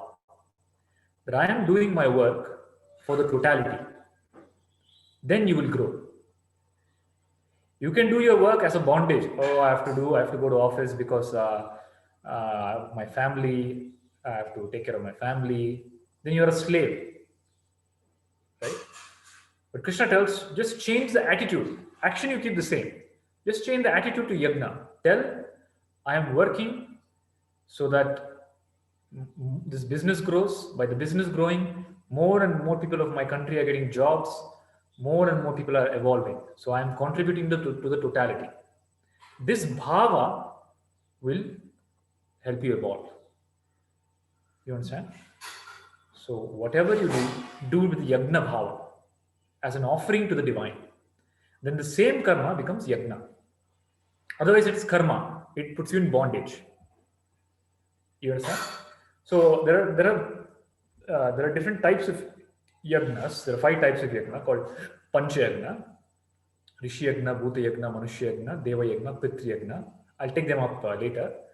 But right now, this is just overview. Is it clear? From kama agni, you have to give a proper direction to the kama agni through yagna. through seva. You have to contribute to the society. You have to grow yourself. All that you do by understanding the nature of desire, by having the right belief system, and by growing outside, so that you can focus on gnana. Is it clear? So, for the people who have a question, why all this nonsense? Why can't I just focus on Atma Gnana? Why get into all this yagna and sadhana and belief system? And anyway, it's all Maya. Why should I get into all this? Why can't I directly jump to the inner reality? Why can't I withdraw? So this is Maslow's hierarchies. Everybody understands Maslow's hierarchy? Have you heard? Sheshariji? Yes. So Maslow's hierarchy is people have different needs at different point in life. So initially it is physiological needs. I need to survive. I need to have a roof on my head. I need to have clothes. I need to have health insurance. Then they have safety needs. Then once they get that, they need to grow. I need to get married. I need to have children. They need to have they start building relationship. Then they'll work for name. I need to be known. I need to become famous. Then it's self-actualization. I need to reach my full potential. So this is a natural progression for ordinary people. In the Vedantic view, it is categorized as dharma, artha, kama, moksha, where dharma is the foundation. You need to have a dharmic life. You need to earn artha through a dharmic activity, not adharmic ways. Earn artha through dharmic activity. Then, why artha? So that you can fulfill your desires. Then, why you fulfill your desires? So you can focus on moksha. So dharma, artha, kama, moksha. And this is exactly what the Purohit tells when you get married in front of the holy fire. Everybody who all got married, do you remember? Dharma, artha, kama, moksha. That I am with you through 7 lifetimes to take care of dharma, artha, kama, moksha. Meaning together you and I will work for dharma, artha, kama, moksha. But most marriages forget moksha and dharma. They only revolve around artha and kama.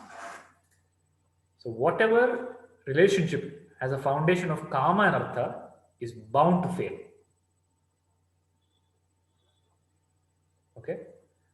And whatever relationship has the foundation as dharma and moksha will thrive. The relationship of a master and disciple is what? Master has no artha. You cannot, he or she is not interested in money. Okay, Sadhguru is not interested in money. Nor any desire that you have to come, you have to praise them, you have to do Guru Seva, nothing. Only focus of the master is moksha. Okay, that is the purest relationship you will ever have based on moksha. Is it clear? So is it clear why we are taking up this topic of belief? So that you don't become a hypocrite. You desire moksha, but you should not neglect the outer. You should not split life into material and spiritual. Life is not material and spiritual. Life is one, divine. And that divine life includes outer and inner. Okay? If you reject the outer with some delusional notion of the truth, which many people do, many people take sannyasa without satisfying their kama. They have the kama inside, but they suppress it because of hope of gnana. Then they become split personality. On the outer, they wear the dress. In the inside, they have the desire. Okay. So don't split life into spiritual and material. Don't say I am now a spiritualist because I'm going to spiritual Atma Gnana class, now I become a spiritualist. No. You are neither spiritual, neither material. You are divine. Divine includes outer and inner. Money is not divine. If everything is divine, money is also divine. So everything has its own place. You need to respect that. Dharma, Artha, Kama, Moksha. So there'll come a stage in your life where you don't need to work for Artha. Okay? Then you can completely focus on Moksha. Okay? And the path of Moksha is, like you see here, non-doership, dropping of the ego, Shravana, Manana, Nidhyasa, and Samadhi.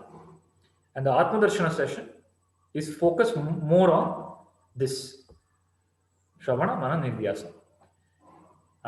Just to bring a perspective, a more holistic perspective, we have gone through belief, subconscious mind. Otherwise, you hear all these things, you hear all the Atma Gnana, then you go back, when you are in the class, you're enlightened. Oh, I am a Brahman, very clear. Then you go back tomorrow to office, then you start getting thoughts about your business and family and all. Then you don't know how to handle it. Oh my God, I should always be focusing on Brahman. I should be peaceful. Why am I getting disturbed? Right? So don't split life into spiritual and material. So Mithali ji, clear? Pallavi, Prasad? Ji. Yes, Guruji. Video off ಮಾಡಿಟ್ಟಿದೀಯ. Pallavi, Prasad, clear? Don't split life into spiritual and material. Life is one. That is what Krishna is supposed to be. Krishna is supposed to be expanded on the out and in. But the only mistake we do is we think that the path is out and out to in. Let me become successful, then I'll pay attention to the in. It won't happen. The path is in, out. You have to get peace, gnana first, and then outside. You have to master your subconscious, then it will manifest outside. Most people have ulta notion. First outside, then inside. No. Inside, outside, through inside. Okay? Shiva and Shakti both. This is the approach of Vedanta. Okay, so there are two types of creation. There's a unconscious creation, which is because of your ego, the notion that I am the body. And this unconscious creation is this whole belief system, law of attraction, sankalpa, becoming master of the subconscious mind. It's all still unconscious creation because you still have a notion that I am the doer. In conscious creation, no, Gnani doesn't have to have belief. Gnani has power of intention. If the Gnani wills, it is effortless manifestation for the Gnani. I gave you the story of Mata Amritandami last session, right? How the hospital got built. It is effortless manifestation. Mata Amritandami doesn't have to everyday believe, oh, I am in tune with the universe. The hospital will come.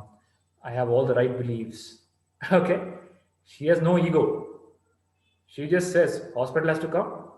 There is universe headache, how it will make it happen.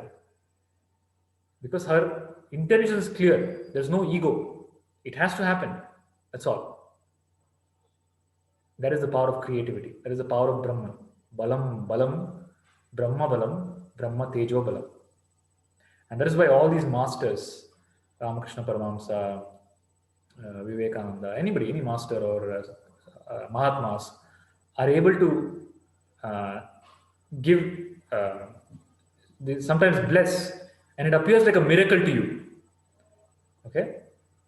It is because of they are not operating from ego. They are operating from the notion that I am Brahman. Okay? And as Brahman, nothing is impossible. What belief? Belief is for, and what subconscious mind? What somebody who has gone beyond all conscious, subconscious, and everything. Conscious, subconscious, unconscious, and superconscious, all four are in the realm of Maya. Okay? That's why when Vishnu is part of Maya. But Gnani is beyond that. It's Parabrahma. Guru Sakshat Parabrahma. Gnani has gone beyond Maya. And if somebody approaches the Gnani and seeks something, there is an effortless manifestation because of the power of intention. So this is told because when you have a sense of doership, you create something using the law of attraction and the power of the subconscious mind and all that. But don't think there is ultimate. It is a warning. This slide is a disclaimer. Don't ever fool yourself that, okay, now I have understood the universe, I have understood creation.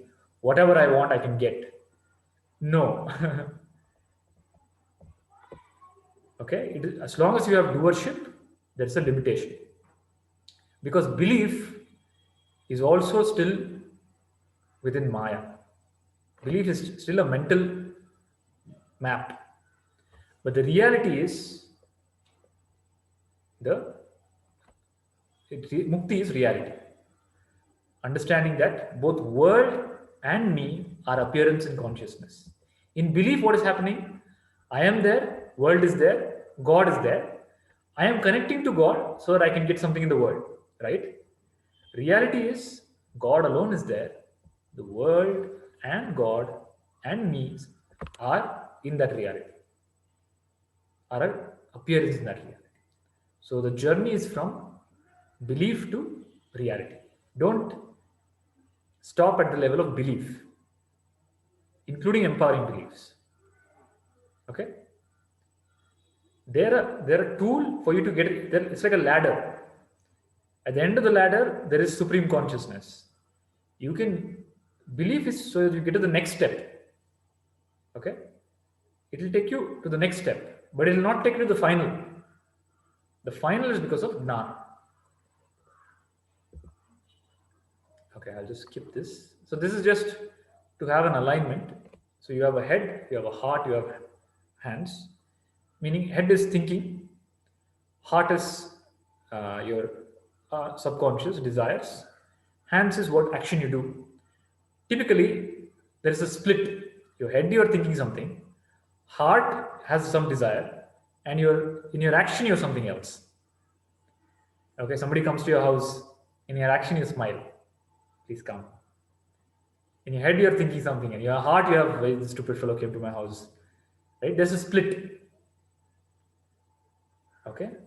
When you reach your inner core, the head, heart, and hand align. Okay? What is in the heart is in the head. What is in the head is in the action. So if Mata Amritanayini speaks of peace and love, it is there in her action also. She herself will go and dig the ground. Okay? She herself will physically go and hug the people. If Krishna tells fear is an illusion, he himself will show it by standing on the battlefield. It's not a lecture. It is not an intellectual understanding. If he talks about compassion, it will reflect in his action. When Buddha talks about compassion, Buddha is an embodiment of compassion. It shows in his action. He will walk the entire country if he has to teach people. It reflects in his action. Okay? So the alignment of heart, head, and hands because of Gnana. Otherwise, if it just stays in the head, then you are a split. In your heart, you have something, in your head, you have something, in your action, you have something.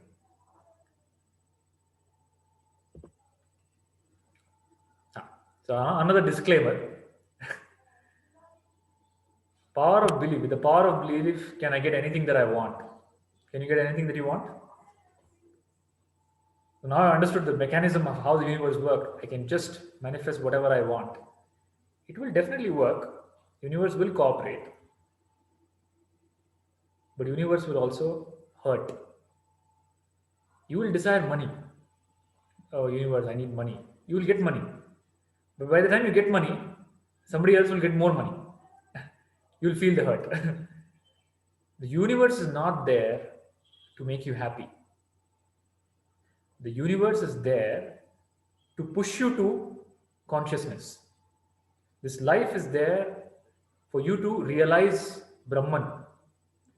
Things are given on the outside so that you don't get lost in them. The moment you start getting lost in the objects, a kick will come from the universe. The pain will come. The hurt will come. Okay, it's like you're sleeping and somebody coming and throwing water on your face. The universe has mastered the art of throwing cold water on your face. Whenever you start dreaming, now I have reached. My life is done. I'm happy. I have reached. I have mastered. Then you'll get one shock. Okay, every time the universe sees that, okay, you are slipping, it awakens you.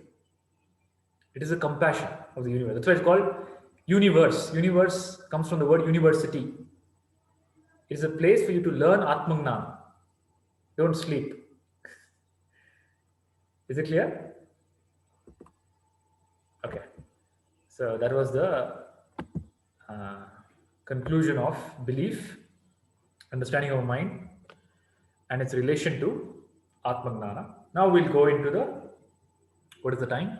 Oh, we've already completed 2 hours. Is everybody okay to extend? I should just, I think from next time, by default, make it 3 hours instead of making it 2 hours and then extend it by 1 hour. Everybody following so far? Is a conscious, subconscious, unconscious, superconscious mind clear? Yes. Any doubts? No. So next time, the doubt is, next time, okay, I understood all this. Some subconscious force will come, like an emotion. What should I do then? What should you do then? The subconscious force has only 2 paths. Let's say you get angry. It's a subconscious force. There's only 2 ways. Either you express it, you shout at somebody, or you hit somebody, or you suppress it, you hit yourself. If you express it, you will hurt the other. You will hurt yourself also. You'll have guilt and all that. If you suppress it, you will create appendix or some disease. You'll get cancer or something. Both are a problem. If you express, it's a problem. If you suppress, it's a problem. But there's a third way. It's called transcending it. You can transcend it by becoming Sakshi. And you cannot become Sakshi when you get the anger.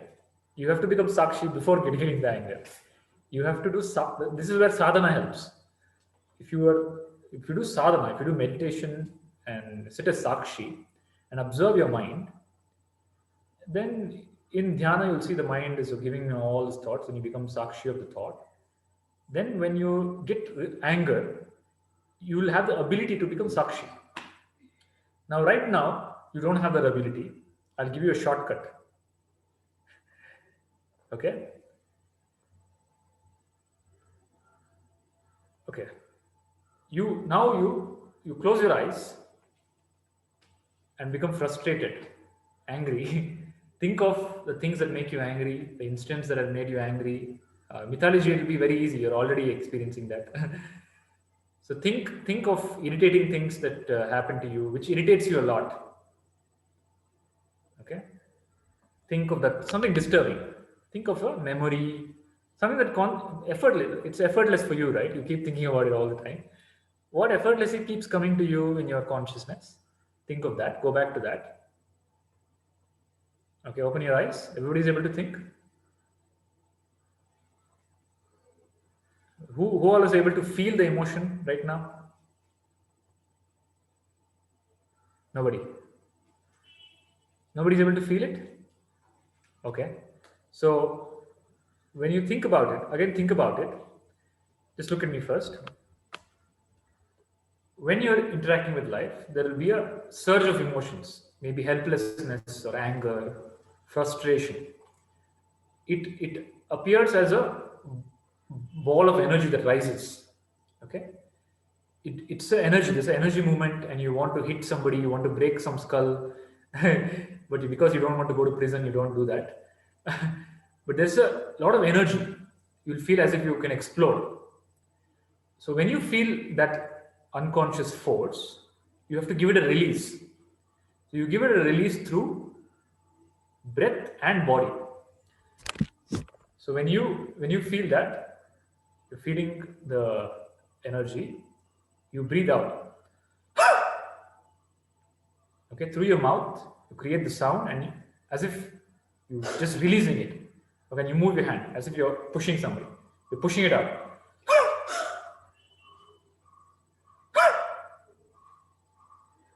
Okay, So if you do it thoroughly one time, that moment that you cannot feel that. You will be able to think about a situation, but physically you will not be able to have the emotion. Okay, then you will be able to take appropriate action. Did everybody get the message? So just do it, even though you don't not feeling any emotion. Just breathe out with the sound and push your hands as we are pushing.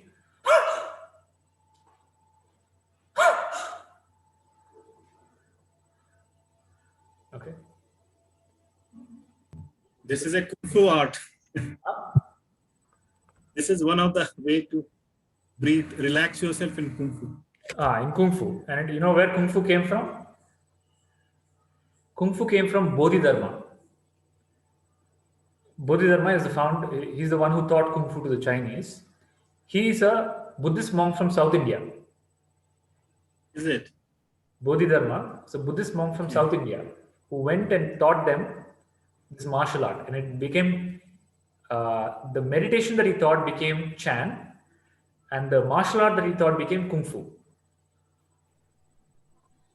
So this is this practice is from. Yeah, so it's a jerk. You have to breathe out, basically. To breathe out, because all emotions are connected to breath. When you become angry, your breath changes. So you have to give it a release. If you don't release, it affects your body. If you release, it will affect other people's body. Okay, so this is a better relief. But this is not a permanent solution. The only permanent solution in life is Atma.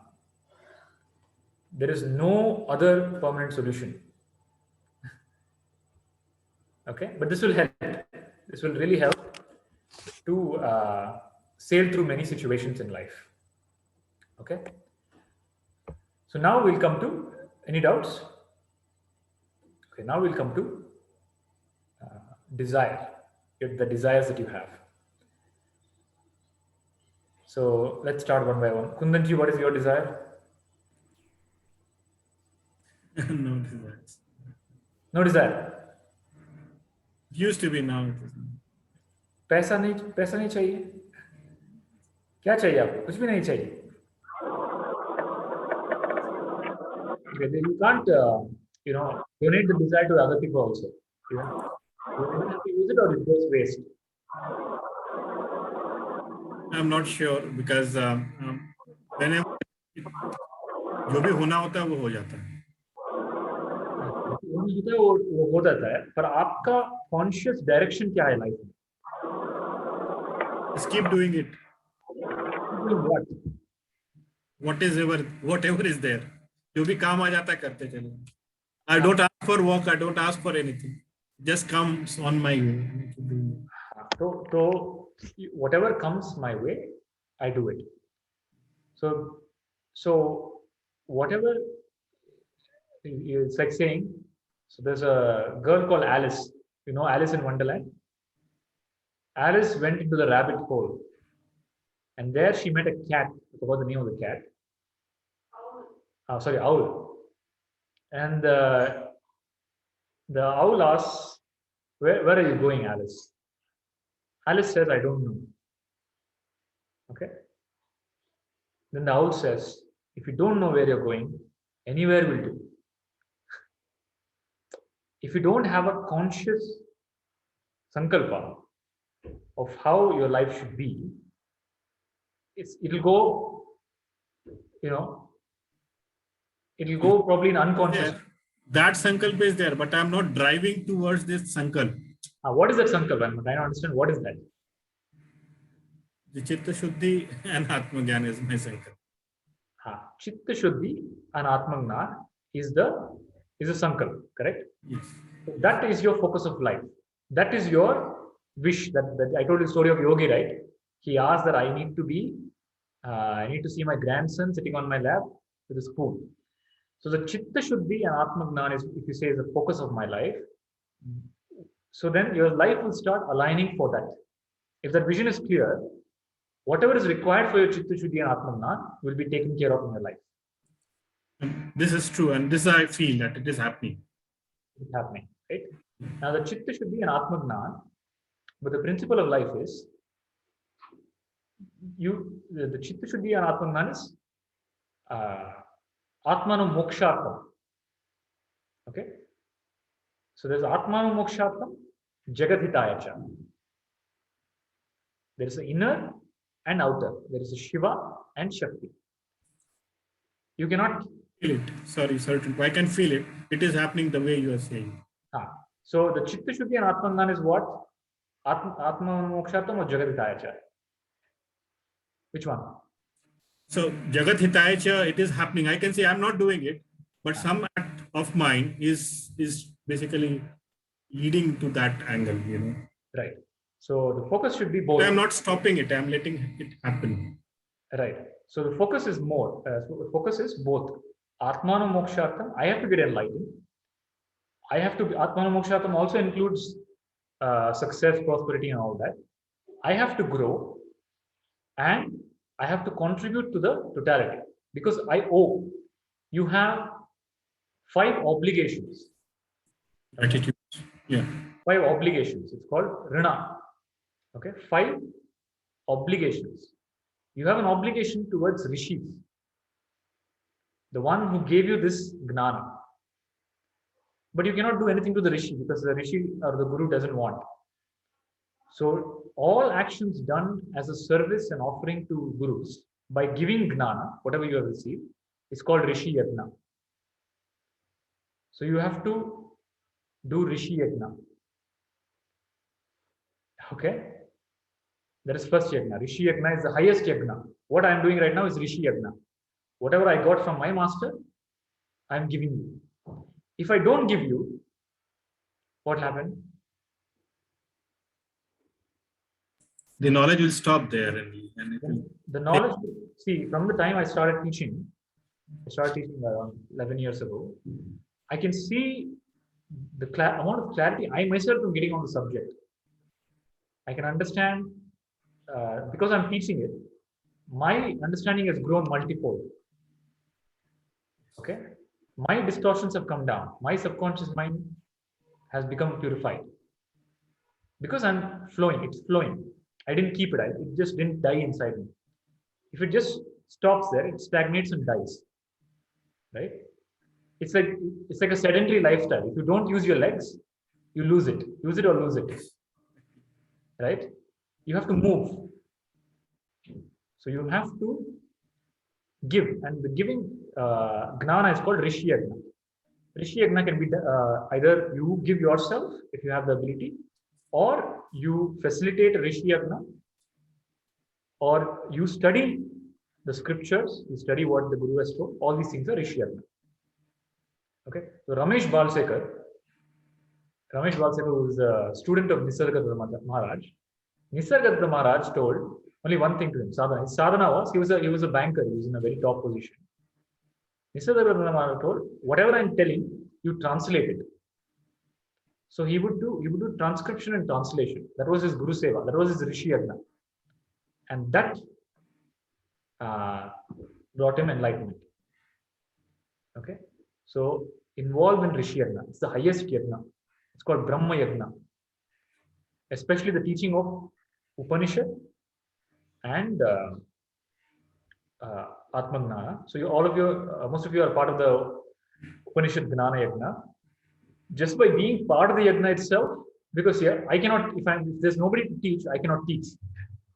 You're already a part of the Rishi Yajna by participating in that, by listening. Okay? So you will benefit, you will get the phala of the Gnana Yajna. So what phala you'll get because of the Upanishad Yajna, I'll tell you at the end of the Mandukya session. Okay? So this is Rishi Yajna. Then Manushya Yajna. Manushya Yajna is your life is dependent on many human beings.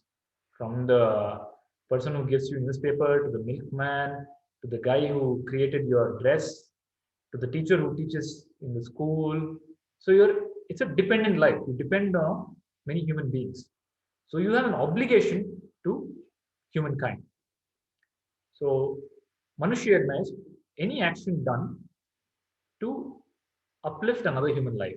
It could be some donation, it could be anything, giving food to somebody, any action done for another human being, selflessly, without expectation. Okay?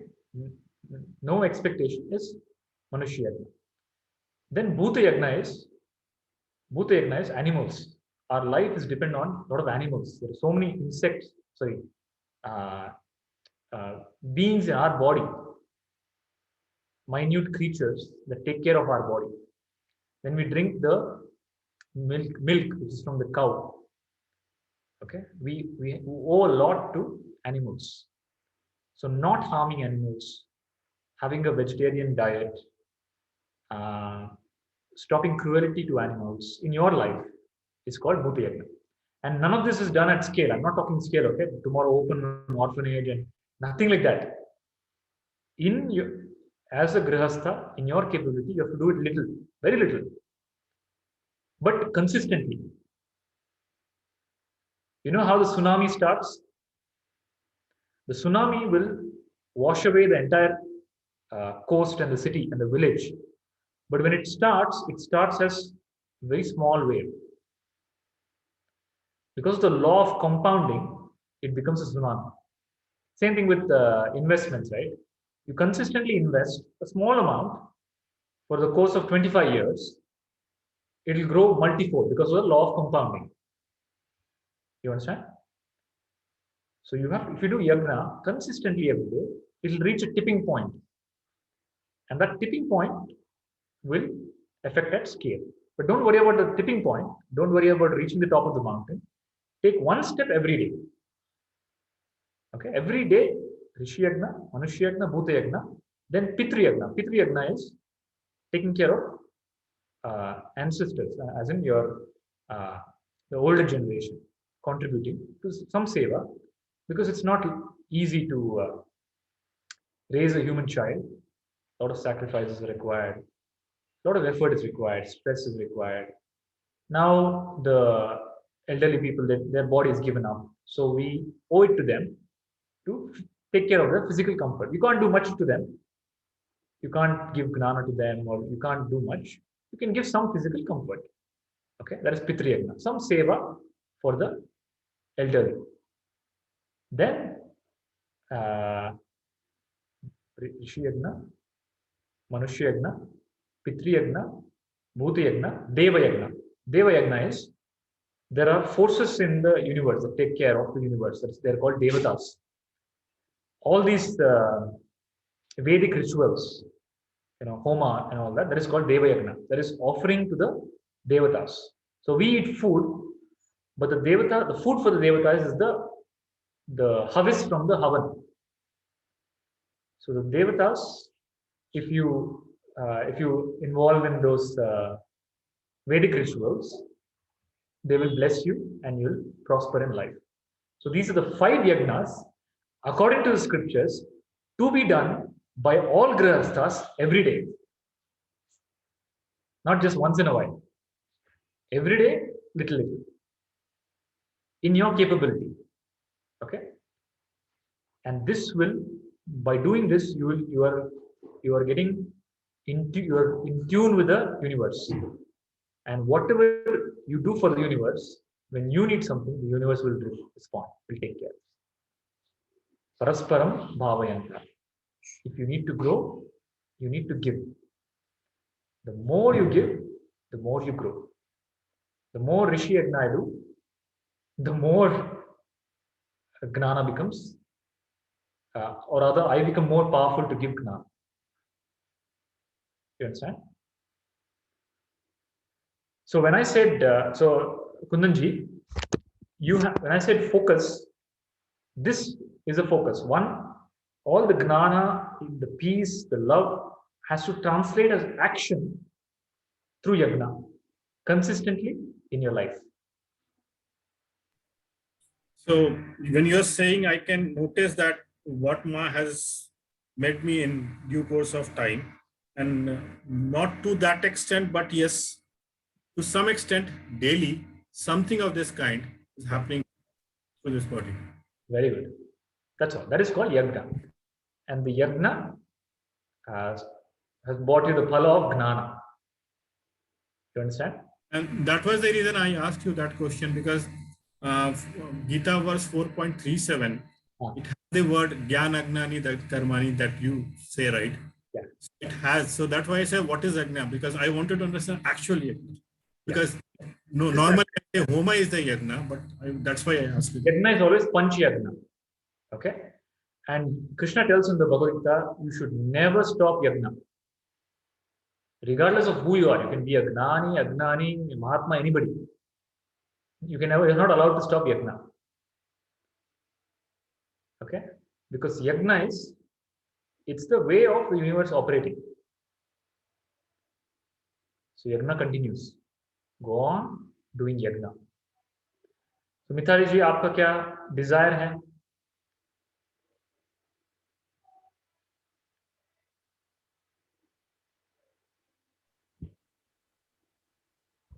मैंने सोचा नहीं इसके ऊपर। अरे आप एक Dzire waste कर रहे हैं। नहीं, मैंने सोचा ही नहीं इसके ऊपर।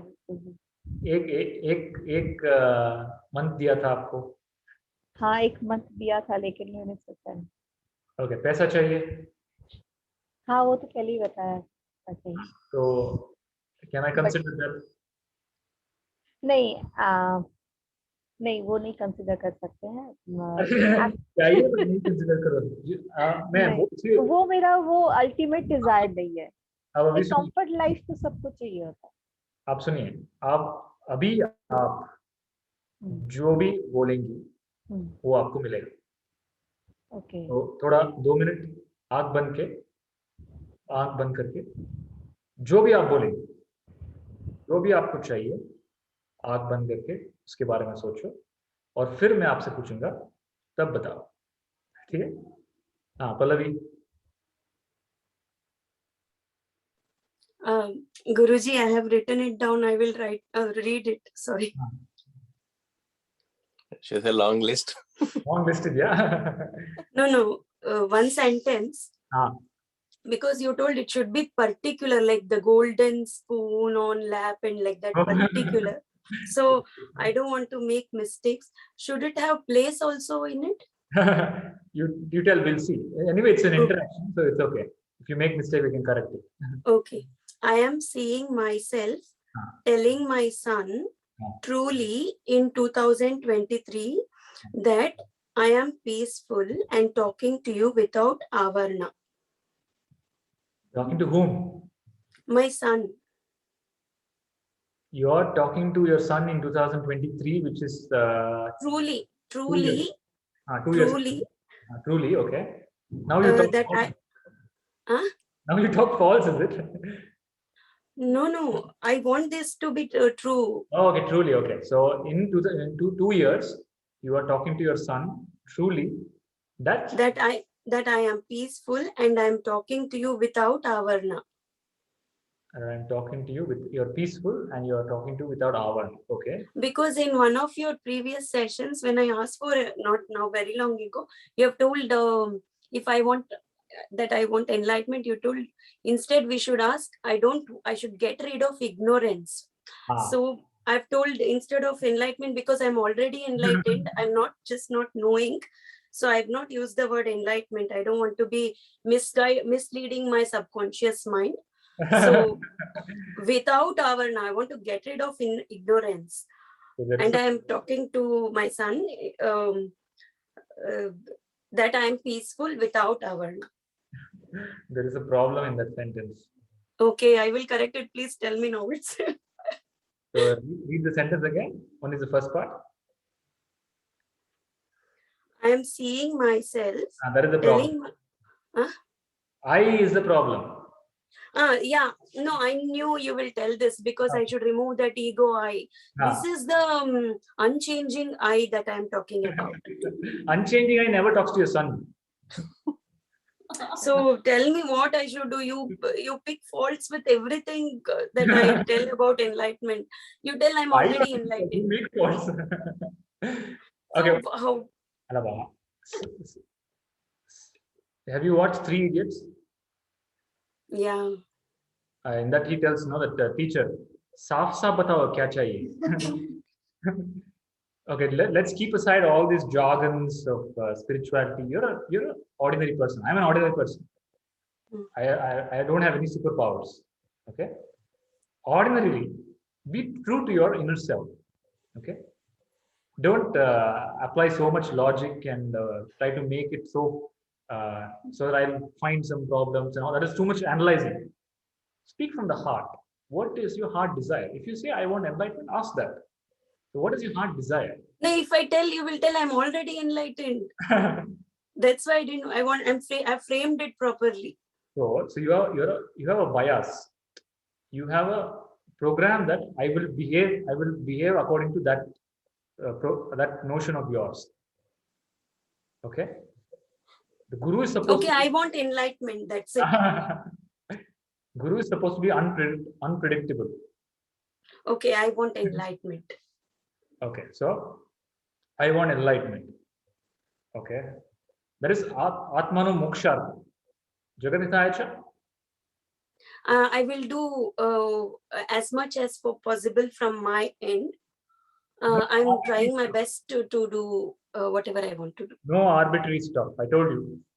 Clarity. 5 yagnas. Pick one. Okay, and do it every day. Okay, to give an example, many years ago, we were in a different house. There are a lot of pigeons near that house. Every day, I stayed in that house for 7.5 years.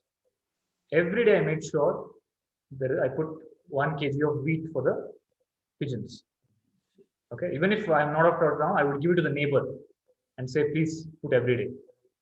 Consistently for 7.5 years without a day missing. So one focus, anyone. Of course, ideally, like I told you, you have to do all 5, but you will specialize in one. So pick up one activity that you can figure out later, whatever activity. But for the desire of enlightenment, that is already taken care of. Your desire, before you ask it, is already given to you. You understand? Enlightenment is what? Becoming clear about all these things. That is only enlightenment. Becoming clear of what is Atma, what is Anatma, what is mind, what is Jiva, what is Jagat, what is Vishnu, what is belief. Are you not, from the day you joined, when did you join? Last year, April. Aren't you more enlightened than then? Of course, very much. So your desire is already answered. Right? And it will grow. And you also done a lot of marketing for the class and bought so many people. So you get no. you get a lot of punya phala also. Take it. So if you will not get enlightened, who will get enlightened? So enlightenment you don't have to worry about. Right? It's like somebody telling, I want a lot of money, but they've already got a job in Google. You understand? And with the job, not only just ordinary job, they've got ESOPs and share and everything. So they're sorted for life. You understand? So don't waste the wish on enlightenment. I'll again come back to you. Think about something. Now you have got enlightenment now. Think not about you. You understand? Prasadji, what do you want? No, they said I have no desires, but I think what you referred to, Mr. Kundanji, I think that kind of applies. There's only one focus I have. To channel my efforts, basically, whatever I do. Just from that perspective, focus towards, the ultimate source, what I refer to as Paramapada. So that's the only focus. You have to, there is Atmano Moksha. You have to involve in one of these yagnas. Ideally, Rishi Yagna.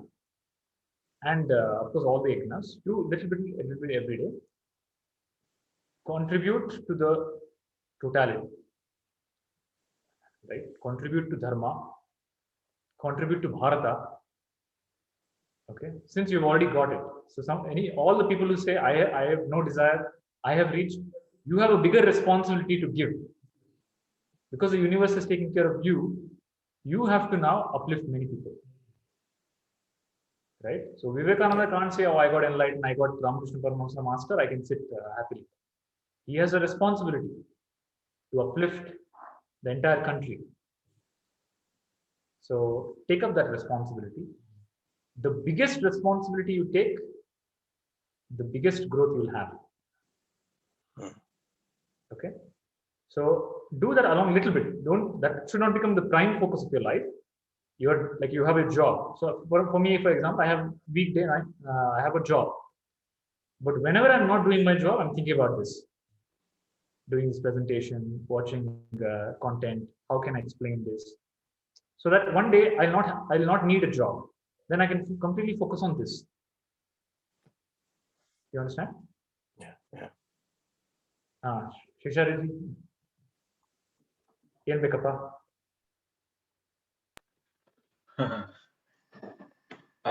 Here in UK, I'm a Karyakarta of Sanskrit Bharati.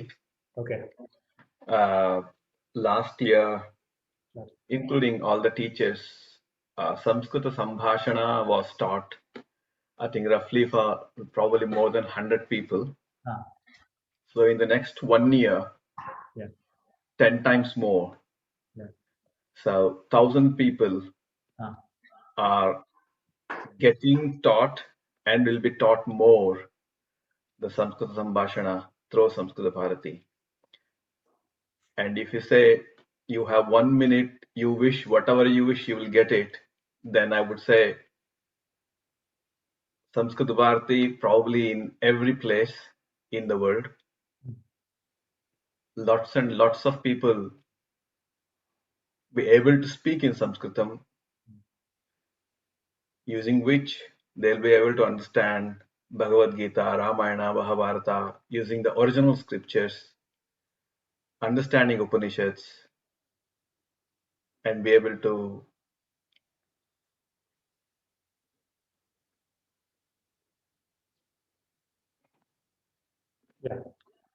understand Upanishads and also kind of able to help others with Atma Jnana. You're mixing. Yeah, I think I should stop at Sanskritam. So it's either Sanskritam, which is a language, which is a means to end, but Atma Jnana doesn't require Sanskritam. Yeah. Yeah, I will stop at that. So Samskrita is service to mothers, the language, Devavani. So you can say, may I get, I'm dedicating my life to the service of Devavani. Okay. And through that service, many people will get benefit, whoever require it. But don't mix Devavani with Atma Jnana. Atma Jnana doesn't need Sanskrit at all. Okay, so what do you want? You want people to get Atma Jnana, or you want people to get Samskrita? Samskrita academic. Alva. Samskrita bandre, the language will thrive, it will survive. So if your intention is the language has to survive and thrive, fine. But don't mix that with Atma Jnana. So what is it? Which is a very noble thing. I'm not saying it's wrong. It's a very great thing to contribute to. It's a service to the language. It's not just any ordinary language. It's Devavani. It's like the most glorious. It's a very, very noble and dharmic and universal desire. So please understand, all these big desires are not individual desires. It's a universal desire. I'm just telling you, you become clear so that internally you don't have a conflict. Atma Jnana is for you what you do through Shravana Mana Nidhyasa. That is personal. Samskrita is service for Dharma. Service to Devavani is service to Dharma. It's service to Bharata. Okay? So, may Sadguru, may Bhagwan bless you and all those who are involved in the activity of service to Mother Sanskrit, Devavani. It is a service to Bharata and the entire universe. May you grow, prosper, and may a lot of people benefit because of this activity. Sumanji. Nothing much. Initially, when the class started, I wasn't very clear. I think with the class, I think now I feel um, our life is not perfect, but whatever it is, the peace and happiness that we have, I just want it to continue as long as it has to. It's going to be there. And in this lifetime, wherever possible, that peace and happiness, I want to just spread it to people around me, whoever talks. If they have something, they want to have some selfish or grudge or talk something negative, I want to just calm them down and tell, forget it, don't worry, life is good, carry on. Just whatever I can do in my, maybe preach the same to my child and then make him also very humble and peace loving and happy with life. Right. So you have to involve in yagna. If you don't involve in yagna, you will get pulled into the uh, the mind of society, the same games. You have to step outside and you have to do something different. Okay. And the different is clear, Panch Yagna. So think which yagna you can contribute to and continuously do that. Ilandra, you lose all peace and happiness. Peace and happiness because of gnana and yagna. So Krishna tells in the Bhagavad Gita, nasti buddhir ayuktasya, nachayuktasya bhavana, nacha bhavayata shantir, ashantasya utas sukham. Meaning, sukha is because of shanti. Shanti is because of a focused mind. If you're not focused on what you want and what you, on the yagna, your mind will get pulled into a lot of directions. Without you intending it, it will get pulled.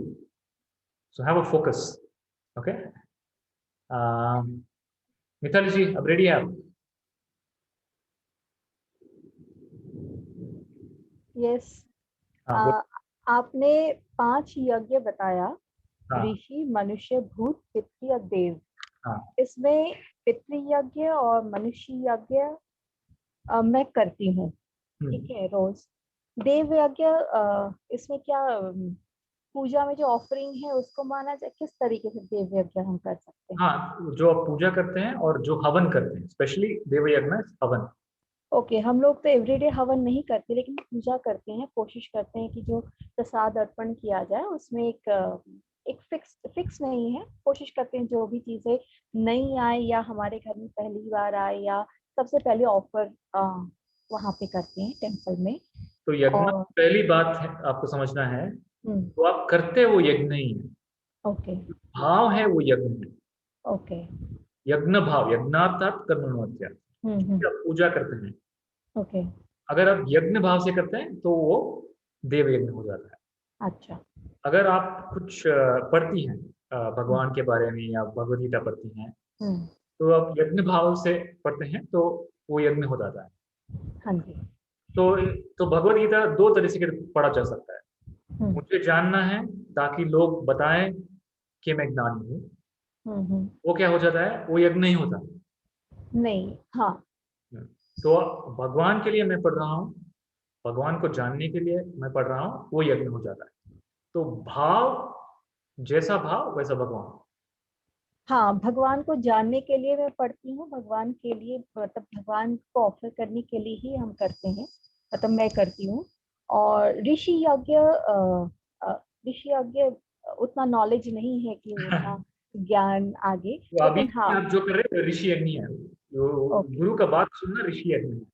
Okay, हाँ, उस हिसाब से करते हैं। बाकी जैसे helping others, not in as monetary से नहीं, लेकिन होता है कि किसी को सजेशन देना, कोई बहुत ज्यादा लो फील कर रहा है, कोई नेगेटिव, बहुत ज्यादा नेगेटिव जा रहा है जिससे उसके लाइफ बहुत ज्यादा खराब हो सकता है, ये सब मैं हेल्प करती हूँ, खासतौर पर मेरे ऑफिस सराउंडिंग्स में। तो ये है।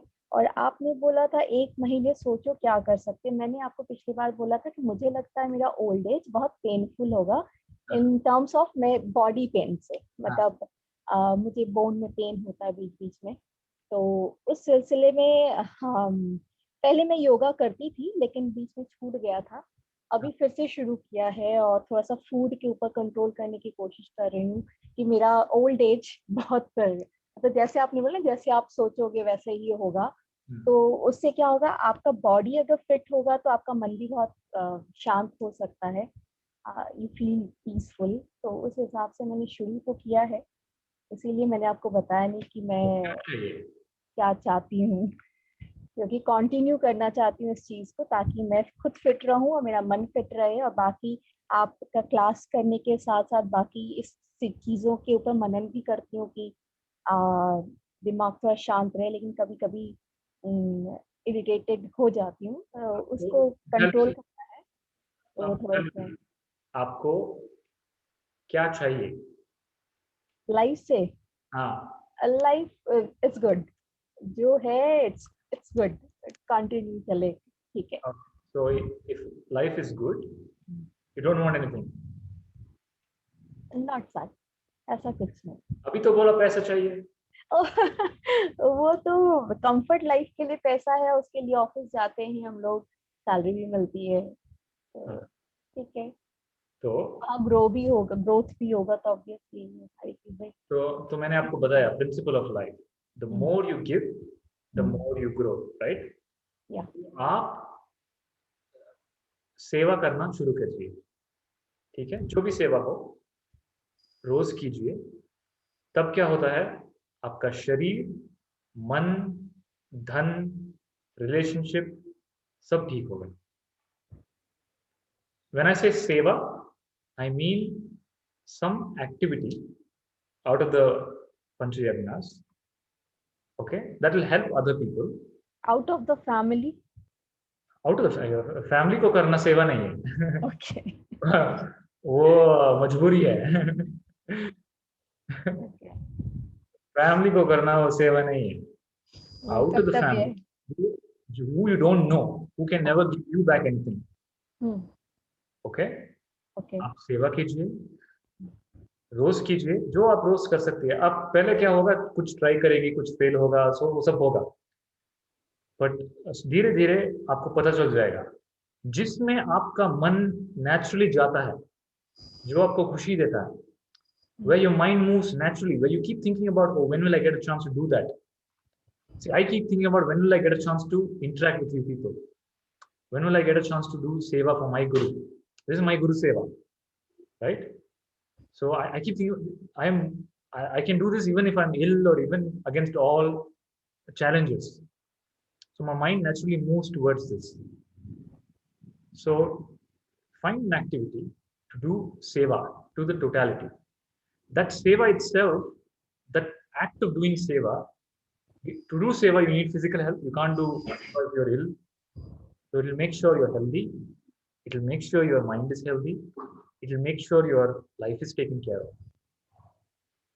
ठीक है, बट वो फैमिली से बाहर होना चाहिए। अगर मैं अपने पिता, माता पिता, भाई को बुला के ये सब बोलूंगा तो 2 मिनट नहीं रुकेंगे वो। ठीक है, आपको निस्वार्थ से सेवा करना।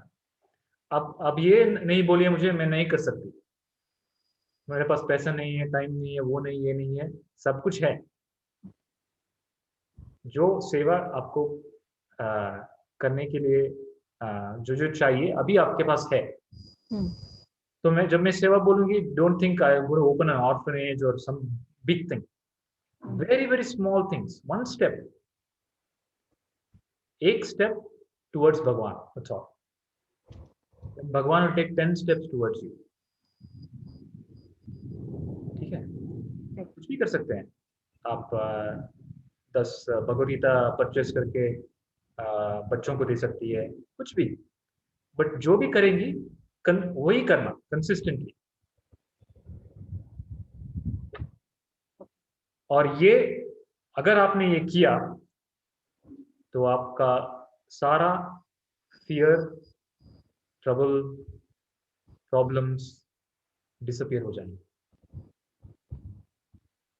ठीक है, यही आपका कामधेनु, यज्ञ is Kamadhenu. Okay, when you perform yagna, when you consistently do yagna, all your desires get fulfilled.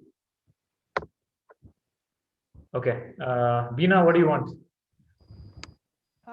Yeah, so in my case, so in today's class you were talking about Kamagni and Nanagni. So I felt that in my case, the Kamagni, the fire of desire, has kind of burnt out. Not fully, but almost kind of. Uh, it's not like it was never there in the past. I've always had some sort of, I wanted this, that, but because maybe I've burnt my fingers too many times in the Kamagni. So now it's like I've lost interest. Like I've reached a stage where I felt that whatever whatever things I went after, whatever I seek or try to attain or achieve, it brought me more suffering, or it got me into more trouble, or problem it gave me more problems. So um so this part, it's kind of reduced drastically. The materialistic, the desire for any material things, or any, um, I don't know how to put it, but at the same time I feel that, to operate in this world, like as you were saying, you need both Kamagni and Nanagni, with and you need to have a balance of both. So I'm trying to find that balance. Your Kamagni, from a conscious mind, you say, because of this Gnana, it is gone. It is not. There are a lot, in fact. Okay. It's like it's somehow subconsciously, now it's gotten into me that, the more, because of the past experiences, the like, I used to selfishly seek so many things, but it got me into more trouble, more problems. So it's like I don't want, I'm trying to run away from that. Yeah, So that is doing consciously. So I'm telling, the desire is there, but it is still subconscious. It's still there. You're not aware of it. You don't try to mask it with anything. Accept the desire and give it a channel. Okay.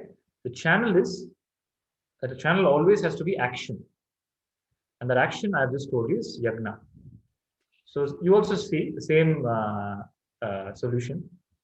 Involved in yagna activity, become more and more clear of what you want, and use the technique that I taught you about, law of attraction and belief, putting the right message, and it will come in your life.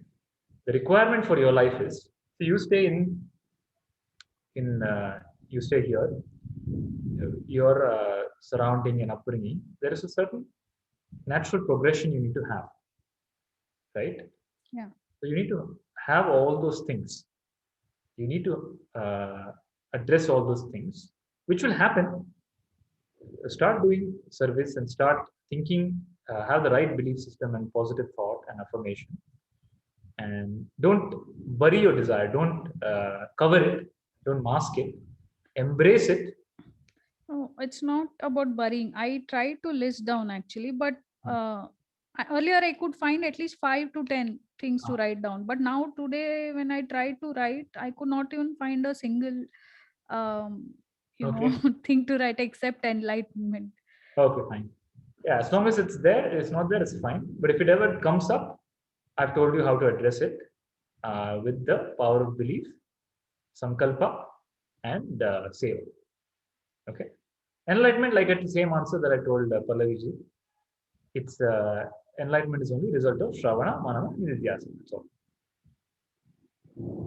Viplav ji, क्या चाहिए?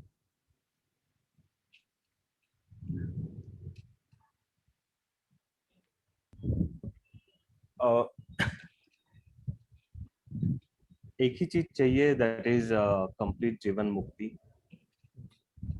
So that is my final goal. I don't want, I completely come out of this, Jivan and again rebirths. So I want to get out of this Very nice. Jivan cycle, what you call. Jivan Mukti. Jivan Mukti is what I'm vying for. Okay. So then you focus more on Rishi Yagna. Okay. as a being part of Rishi Yagna, study Shravana, Manana, Nityasa. Okay. So is it okay, like every day we don't get sessions like yours? Like I keep waiting for your session, so it's not happening right very frequently. So, but then thanks to the technology and YouTube, there's so many, you know, lots of I'll say classes which is going on and videos. So, is it will this be considered into Rishi Yagna? It is, but the more fruitful is if you start, if you have the inclination and the skill and the audience, if you become the source, if you start teaching yourself. So how would that be? I don't know. You have to figure it out. Okay. Okay. Jogaji?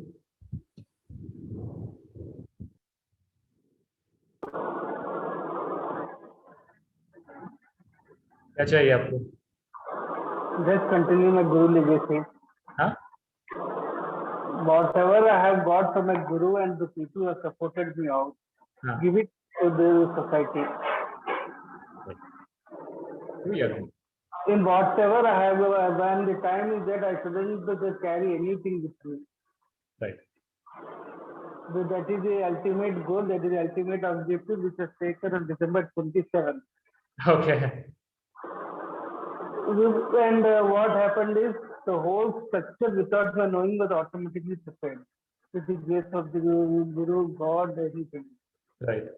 Actually, a team of 7. Right. Actually, the Guru at the last has not, I am not able to speak at the last moment, my Guru. Right. But directly it was given to my cousins. Okay. She has automatically created a team of 7. Okay. So whatever is there, put everything to it. At the end, be happy. Whatever the society has given, all this society has given to me, in whatever way, put your life. Right. Very nice. Continue that. Pallavi, now you have your answer. For Manushya Yagna, I have had this thing for towards cancer patients for more than 5 years now, because one of my classmates, he died 5 years ago because of cancer, which shocked me and my classmates a lot. Very soon after that, this was a college classmate. Very soon, few months after that, my other classmate from school, she also died because of cancer. That shook me too much, because they're all my classmates of my own age, and they were all very, in fact, that girl was a sports girl, and the classmate, which guy, even he was very well built and very healthy and that kind of person, and they both had very little kids, and I was very disturbed at that time. So since past 5 years, I have been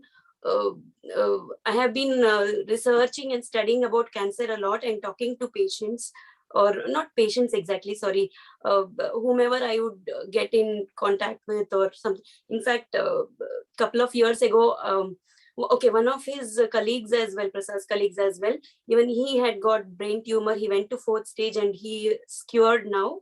One of my best friend also, even she had cancer, even she was cured, even she has a baby now, she is okay now. So I started talking to people over Facebook, and I started messaging people individually to all my contacts, if anybody whom you know cancer, please contact me, because it's only the right approach that matters, because people are being misguided in because of different medicines, chemotherapy, radiotherapy, which is actually killing them. So after I did lots of research on these articles and many other research materials, I got to know right approach was important. I wanted to inform people that right approach is important, because they could be misled because of so many other technologies, which is actually killing their good cells as well. So I started talking to people. So very recently, because at those times I didn't have much time, I was trying to give money and that kind of stuff. Now I have joined recently one of the cancer supporting terminally ill patients, who support terminally ill patients, whom I can give maybe my time and effort as well, other than the monetary thing. And also I joined another organization called Maya Care. This is present in India as well as in UK as well. So they are supporting terminally ill patients as well as they support other ailments and things. So I want to do something here in this kind of this thing. I would want to do something. My mind is very much into it. That is for sure. This has been there for more than 5 years now, since the time my classmates died. So it always takes me there. So I would very much want to do something on this, in these lines. And very recently, for Rishi Yagna, I would say very recently I have started teaching Bhagavad Gita for just 3 children who are in my own, Prasad's cousin's child and my cousin's children, like that. So I don't know, I would want to grow in that as well, maybe to teach Bhagavad Gita or any such that kind of good things, because I very much like teaching. So something that I would want to do. Also, I have been teaching, like there is a NGO in India called Team Everest. I'm working for them for past 5 years. Like, this only happens once or twice a year, teaching English or like that for underprivileged children. Currently some crash course is going on teaching them creative thinking kind of, so that I'm doing. Only for Rishi Yagna and Manushya Yagna I know. For Deva Yagna, Pitru Yagna and Bhuta Yagna, what I should do, I don't know, but we are doing monetary thing. I'm doing monetary thing, but I don't know what else I can do. I can put some food for pigeons maybe in my garden for the Bhuta Yagna. Okay, very good. Since you're already involved in a lot of activities, that's very nice. May you get more strength to do all that. Although, see, whatever activity you're doing, you don't have to do it. Since you're doing it voluntarily, it's a great service, especially to the cancer patient that you said. It's a horrible disease. There was a person called Louise Hay. Have you heard of Louise Hay? Louise Hay herself had a cancer. She had a very traumatic life, traumatic childhood. Because of a traumatic childhood, she had cancer.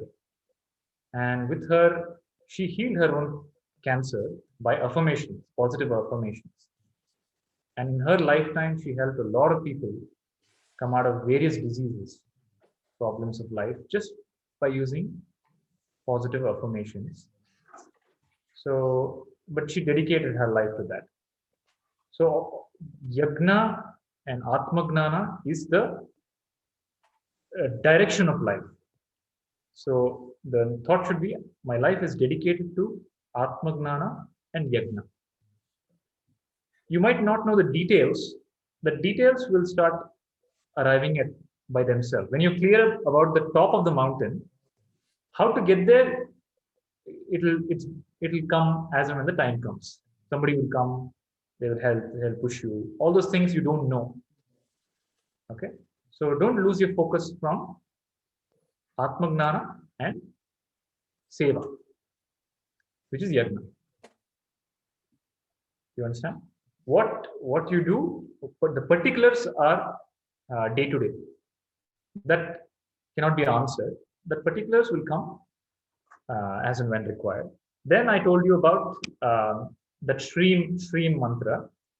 That is when in life because of some karmic baggage, you face challenging situations. You need to move ahead so that you don't get very disturbed. You can use those. You can use that, and you can use the technique of releasing the emotion.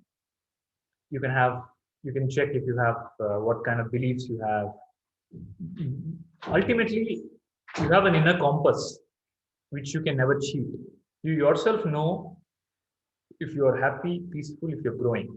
Listen to the inner compass and act accordingly. Okay, all the gnana is given to you. Is it clear, everybody? So, any other questions? Shall we close?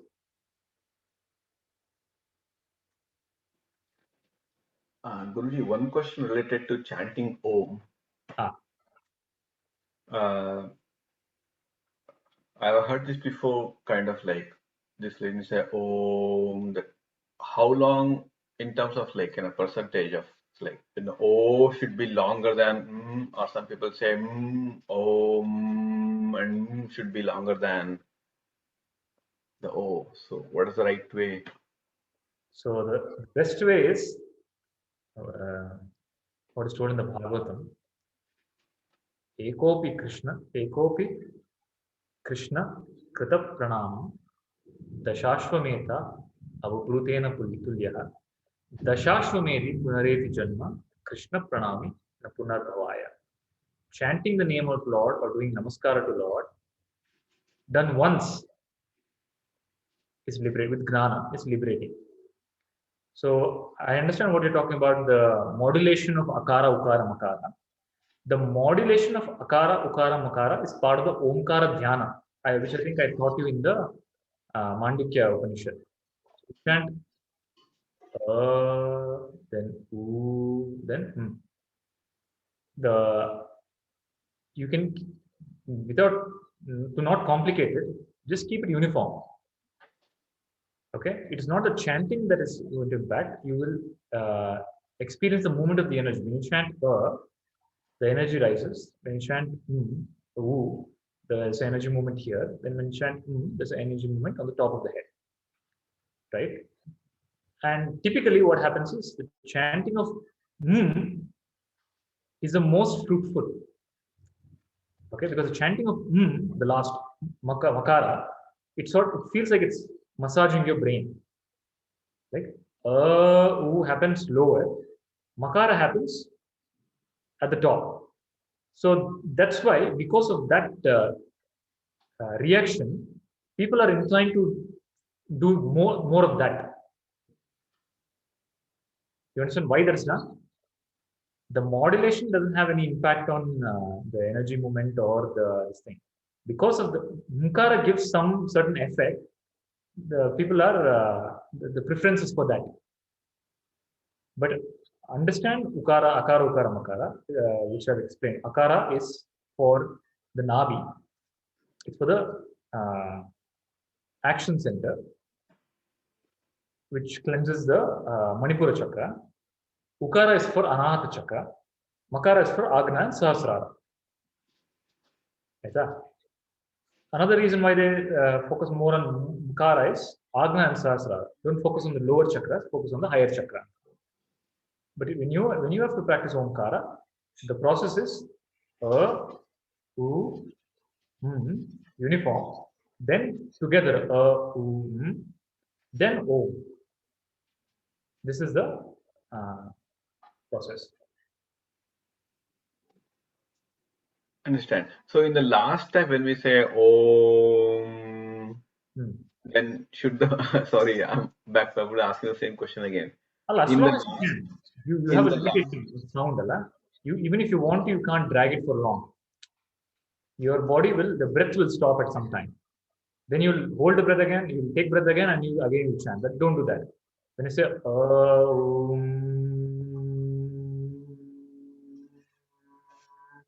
if you have to strain and hold, don't do that. Without strain, however long you can chant, you chant. Sure. The principle is no strain. Follow your body. Don't strain.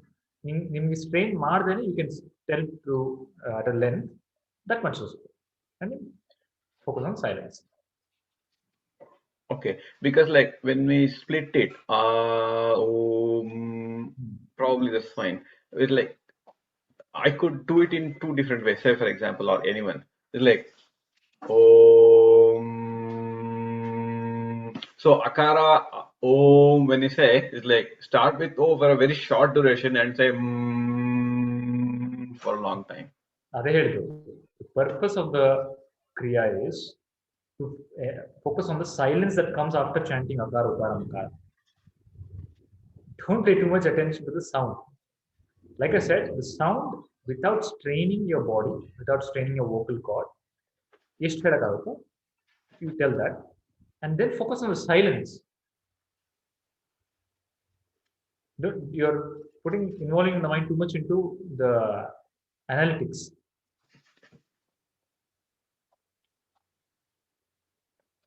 With gnana, if you chant Om once, the mind becomes silent. That's the whole difference between Subramanya Path and Gnanisha Path. In Subramanya Path, you have to do japa 1008 times, 108 times, 1 lakh 8 times. In Gnana, if you say Om Namah Shivaya once with Gnana of I am Shiva, mugitu. When one of the previous batches, there was one kid who used to come and taught him Om Namah Shiva chanting with a mala of 108. His mother came back and told he stops after 2-3 Om Namah Shivayas. Then asked the child, why do you stop? You get bored or something. He said, and the child is 7 years old. He said, my mind becomes so peaceful after 3 Om Namah Shivaya. I don't feel like telling the next Om Namah Shivaya. The purpose is to make the mind silent, and people make it an achievement. I will tell Om Namah Shivaya 108 times. If you tell Om Namah Shivaya one time, your mind becomes silent. You don't have to say the next Om Namah Shivaya because you've already reached Shiva.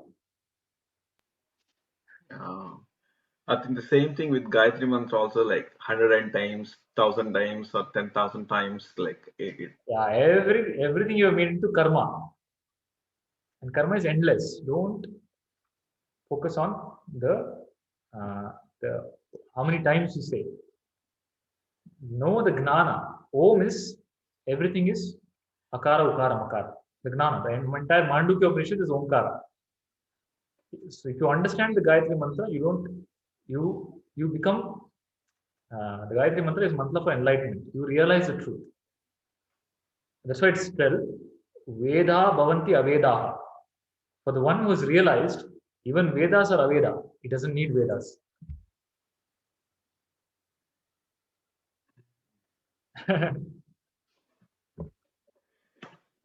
All this is the problem of the bottom of approach. Bottom up approach. Where you focus mostly on doing. I did 10 times. I didn't do 108 times. It starts giving you trouble. I feel courses are defined for general students, not for special students. Yeah, absolutely. You gave this idea of this child, right? Now I realize it. Even I had a friend and I was asking because he's from Gayatri Paripur. He said, I can do 1 mala, but I am not able to do 2 mala. After 1 mala only, I am in a state that I am not able to lift the mala for a second time. So now I can correlate what you said. He was in 3 months, like bits only, he was there. Yeah. So the body will not actually. Yeah. Ramakrishna, after he got Nirvikalpa Samadhi and Atma Gnana from Kotapuri, every day he used to give Arghya in the river. Okay? With Gayatri Mantra, he used to give Arghya. After he got Atma Gnana, into the river, he's not able to give Arghya. Because who should I give Arghya to? If God is separate from me only, I can give Arghya, right? Who should I offer to? That is Advaita. He's established in non-duality. So japa, do you do for Bhagwan or do you do for yourself? If you're doing for Bhagwan, you don't have to do Shuddhi only, right? Chitta Shuddhi. But Bhagwan doesn't ask you to do so many times. For Bhagwan, if you do it once, Gnana and Bhakti, it's enough. If you're doing for Chitta Shuddhi, even if you do 1,000,000 times, it will not become Chitta Shuddhi. Chitta Shuddhi will happen because of Gnana. Gnanagni Dagda Karmani. So you tell me, please tell me. It has to be logical somewhere, yeah. So you please tell me, if it was so that if somebody does 1 crore times Rama Nama Japa, okay, they would realize Rama, then everybody will do 1 crore times and realize Rama. It doesn't work like that. After chanting 1 crore times Rama Nama, the only thing that will happen is, I have chanted Rama Nama for 1 crore times. It's an accomplishment for you. In your vibration, I think, your breath, and whole time you will be doing it without knowing it. No, it'll give some good benefits. I'm telling, it will not help to remove the problem of the mind. No karmana, no action can help you transcend the mind, including japa. It can purify the mind, but mind can never really be purified, in the sense that its nature itself, it can never be completely pure. It can be sattvic. Okay, so this mind has 3 qualities: sattva, rajas, tamas. You can reduce tamas and rajas in the mind and make it sattvic. But sattvic mind also is shackled. Rajas and tamas is a iron shackle. Sattva is golden shackle. You know what is a shackle? Shackle is like handcuff. Zanjeer. Zanjeer. Tamas is iron zanjeer. Sattva is pure mind, is golden zanjeer, but it's still a prison.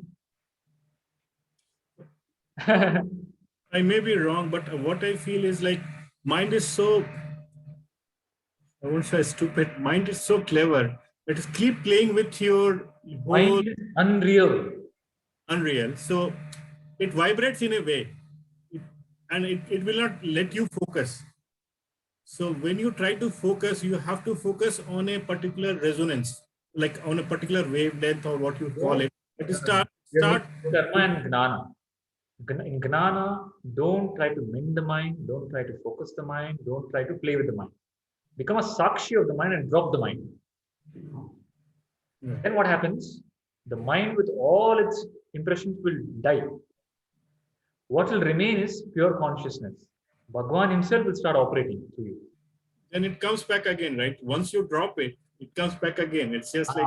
So that's the difference. The difference is, it comes back, but not as it's told that when there's a rope, right? When you burn the rope, there is what is left. The rope is gone, but there's an ash left. Yeah. Okay, there's an ash. There's a burnt rope. Burnt rope is not actually a rope. So the gnani is like the gnani's mind is no mind.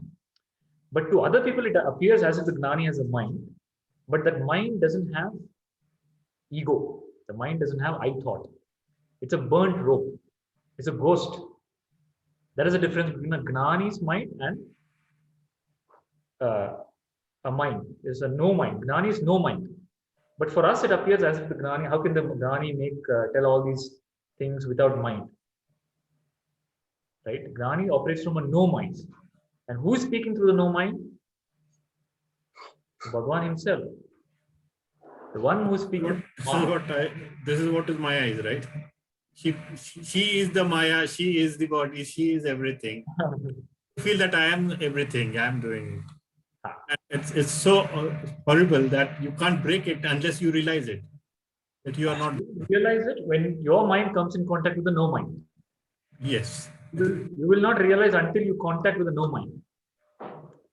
See, typically, if you don't meet a master, you're only meeting other minds. You're always interacting with, mind is interacting with another mind. For the first time, when you meet a Sadguru, mind interacts with the no mind. Okay? Their mind fails. And that is called surrender. Mind cannot win with the no mind. So, Anandamayi Ma is no mind. That's why she's Ananda. If you have mind, you don't have Ananda. When I say mind, I mean ego, I. Either Ananda has to be there or either I has to be there. Either you have to be there or Ma has to be there. Both can't coexist. The best part is, because she's not in her body, people like me ask her so many questions. It has been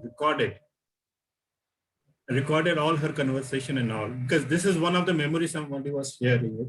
So whatever you're saying, I have heard those things. I never used to get it. And thanks to you, and I think this is the reason she has connected me to you. I told you in the very first class that I don't know the reason. Shanti called me. Yeah. He called me after a long time and said, this is a class. I said, I think it is coming from her. I have to join it. Yeah. Because normally I say no, because I used to say, she is giving me the blessings. So why should I need any class? Yeah. It is not true. I wasn't. Yeah, absolutely. Yes. So Ultimately, she knows you, that's mean. There is no she, there is no me. Or rather, there is no me, there is only she. Yes. I don't exist. No, but like she, yeah. Only So she exists. So it's funny, but yeah, it's true. Okay, any other questions? Shall we close? Yes. Asatoma Sadgamaya Tamasoma Jyotirgamaya Mriturma Amritangamaya. Om Shanti Shanti Shanti. Loka Samasta Sukhino Bhavantu. Loka Samasta Sukhino Bhavantu. Harihi Om. Shri Gurubhyo Namaha. Harihi Om. My pranams to all. May Sadguru bless all of you and fulfill all your desires. Bless you with wealth, health, prosperity, and Atma Gnana. Hari Om. Hari Om Guru. Namaskar. Thank you, Guruji. Hari Om. Hari Om. Thank you. Hari Om. Hari Om Guruji. Hari Om. Hari Om. ಧನ್ಯವಾದ ಗುರುಜಿ.